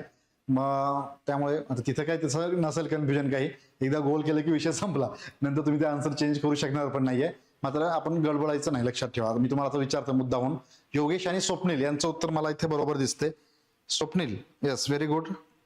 पहिल्यांदा तुम्ही करेक्ट आन्सर दिलं होतं, नंतर बदललेलं दिसत नाहीये तुमचं आन्सर. ठीक आहे, ठाम आहे तुम्ही. आणि योगेशचं उत्तर अगदी करेक्ट आहे. सो ABC काही नाहीये यात, असंच सर्व विधानं जी आहेत त्यांच्याशी रिलेटेड या ठिकाणी 3ही विधानं बरोबर आहेत. ओके, इथे कुठल्याही प्रकारचं कन्फ्युजन आपल्याला दिसत नाहीये. तिन्ही विधानं डॉक्टर बाबासाहेब आंबेडकर यांच्याशी संबंधित आहे. यस, तर अशा प्रकारे PYQ कशा आहेत तुमच्या लक्षात आलं. अभ्यास कुठं करायचा आहे, आपल्याला भर द्यायचा आहे, किंवा काय चुकते किंवा कसा आपण विचार केला गेला प्रश्न सोडवताना हे लक्षात येते. ओके, चालेल व्यवस्थित. म्हणजे सांगा कशा पद्धतीनं, कुठं काय आणखीन वाटत असेल तर सांगा, त्या पद्धतीने आपण पुढे घेण्याचा प्रयत्न करूया. येस, फक्त जे इथे ऍपमध्ये विद्यार्थी आहेत त्यांच्या फक्त नावं दिसत नाहीत मला, म्हणून मी तुमचं उत्तर इथे घेऊ शकत, म्हणजे नाव मेन्शन करत नाही. यस, ओके, क्लिअर आहे, चालेल. चला, तर मला वाटतं तर ऑलमोस्ट आपला टाइम होत आलेला असल्यामुळे आपण आजच्या भागात आता दुसरे समाज सुधारक अर्धवटच होतील, मग त्यामुळे आपण आज एका समाज सुधारकावरती थांबू. आजचा सेशन मात्र एक महत्वपूर्ण समाज सुधारक होते आणि त्यांना तेवढा वेळ लागणार होताच. त्या अनुषंगाने आपण हे प्रश्न असे घेतले आणि सुरुवातीला सर्व प्रश्न थोडेसे घेतलेले होते. सो असंच पुढं कंटिन्यू करूया. नेक्स्ट उद्या समाज सुधारकाचा भाग, उद्या आणि परवा आणखी एक सेशन असेल. एवढ्यात आपलं संपेल ते महत्वाचे समाज सुधारक. क्लिअर, ज्यांच्याविषयीचे प्रश्न विचारले जातील. आणि काही समाज सुधारक असतील त्यांच्याबद्दल क्वचित क्वेश्चन विचारले गेलेले आहेत फारच, किंवा काहीच्या बाबतीत तर विचारलं पण नाहीये. तर असेही समाज सुधारक आहेत ज्यांच्याविषयी प्रश्न येऊ पण शकतात. तर परीक्षेला जे आहेत अभ्यासक्रमाला आपल्या जे म्हणून आपण समाज सुधारक म्हटलं असल्या कारण ते घ्यावायचे आहे आपल्याला, तर ते तुम्हाला मी नोट्समध्ये अवेलेबल असतील, ते तुम्ही रीड करून घ्या. काही बाकी मात्र आपण ते व्यवस्थित घेऊच असं, आणि कुठेही गडबड न फास्ट पळवता वगैरे असं काही नाही प्रकार, व्यवस्थितच ते जाणार आहे याच पद्धतीने. क्लिअर, तर काही डाऊट योगेश? काही नाही. हा, मी पाठवलेला आहे तर तुम्हाला मिळून जातील. ठीक आहे, आज नाही तर उद्या सेंड करतील तुम्हाला. चालेल, हे समाज सुधारकाचा एक भाग सगळा असेल तुमच्याकडे. आधी झालेलं वाचा, पुढील समाज सुधारक त्याच्यामध्ये ऍडिशन असतील ते अभ्यासा, आणि इथे आणखीन तुम्हाला ते सोपं जाईल. जे 2-3 दिवस आणखीन आपलं सेशन सुरू असणार आहे. ठीक आहे, हा, उद्या परवा तर असेलच, फक्त शनिवार रविवार नसतं. सोमवार ते शुक्रवार जे आहेत तर उद्या परवा समाज सुधारकच असेल आणखीन. आणि मंडेचं पाहू आपण, मंडेला पण समाज सुधारक होईल, अथवा जर कम्प्लीट झालं बघू आता सेशनच्या नुसार ते कसं कितपत जाईल. झालं कम्प्लीट 2 दिवसात तर ठीक आहे, मंडेपासून आधुनिक भारताच्या इतिहासाला स्टार्ट करू. अदरवाईज मंडेपर्यंत एक दिवस जाईलच, मग ट्यूजडे लगेच ज्यावेळेस संपेल त्यावेळेस लगेच नेक्स्ट आधुनिक भारताच्या इतिहासाला आपल्याला सुरुवात करायची आहेच. चालेल. येस सर, तुम्ही म्हणाले बारकाईने विचार करा. येस कविता, ओके, म्हणून तुम्ही परत एकदा विचार करायला लागले का त्या क्वेश्चनचा? ठीक आहे, ठीक आहे. म्हणजे बारीक सारीक गोष्टीकडे गरजेचं आहेच, मात्र काही वेळेला कन्फ्युजन होऊ द्यायचं नाही, त्यामुळे मी ते त्या पद्धतीनं ते तिथं तसं विचारलं होतं. ठीक आहे, येस कविता, कळालं असेल तुम्हाला, म्हणून कन्फ्युजन झालं. ठीक आहे, आणि म्हणून आन्सर बदलण्याचा प्रयत्न केलेला असेल. ठीक आहे, ठीक आहे, नो प्रॉब्लेम. चालेल, थँक्यू सो मच. येस, चालेल, थांबायचं मग. ओके, चलो भेटू नेक्स्ट मी लगेच उद्याच्याच भागात महत्वाचे समाज सुधारक घेऊन येऊ, आणि PYQ सोबत असणारच आहे. चला, थँक्यू.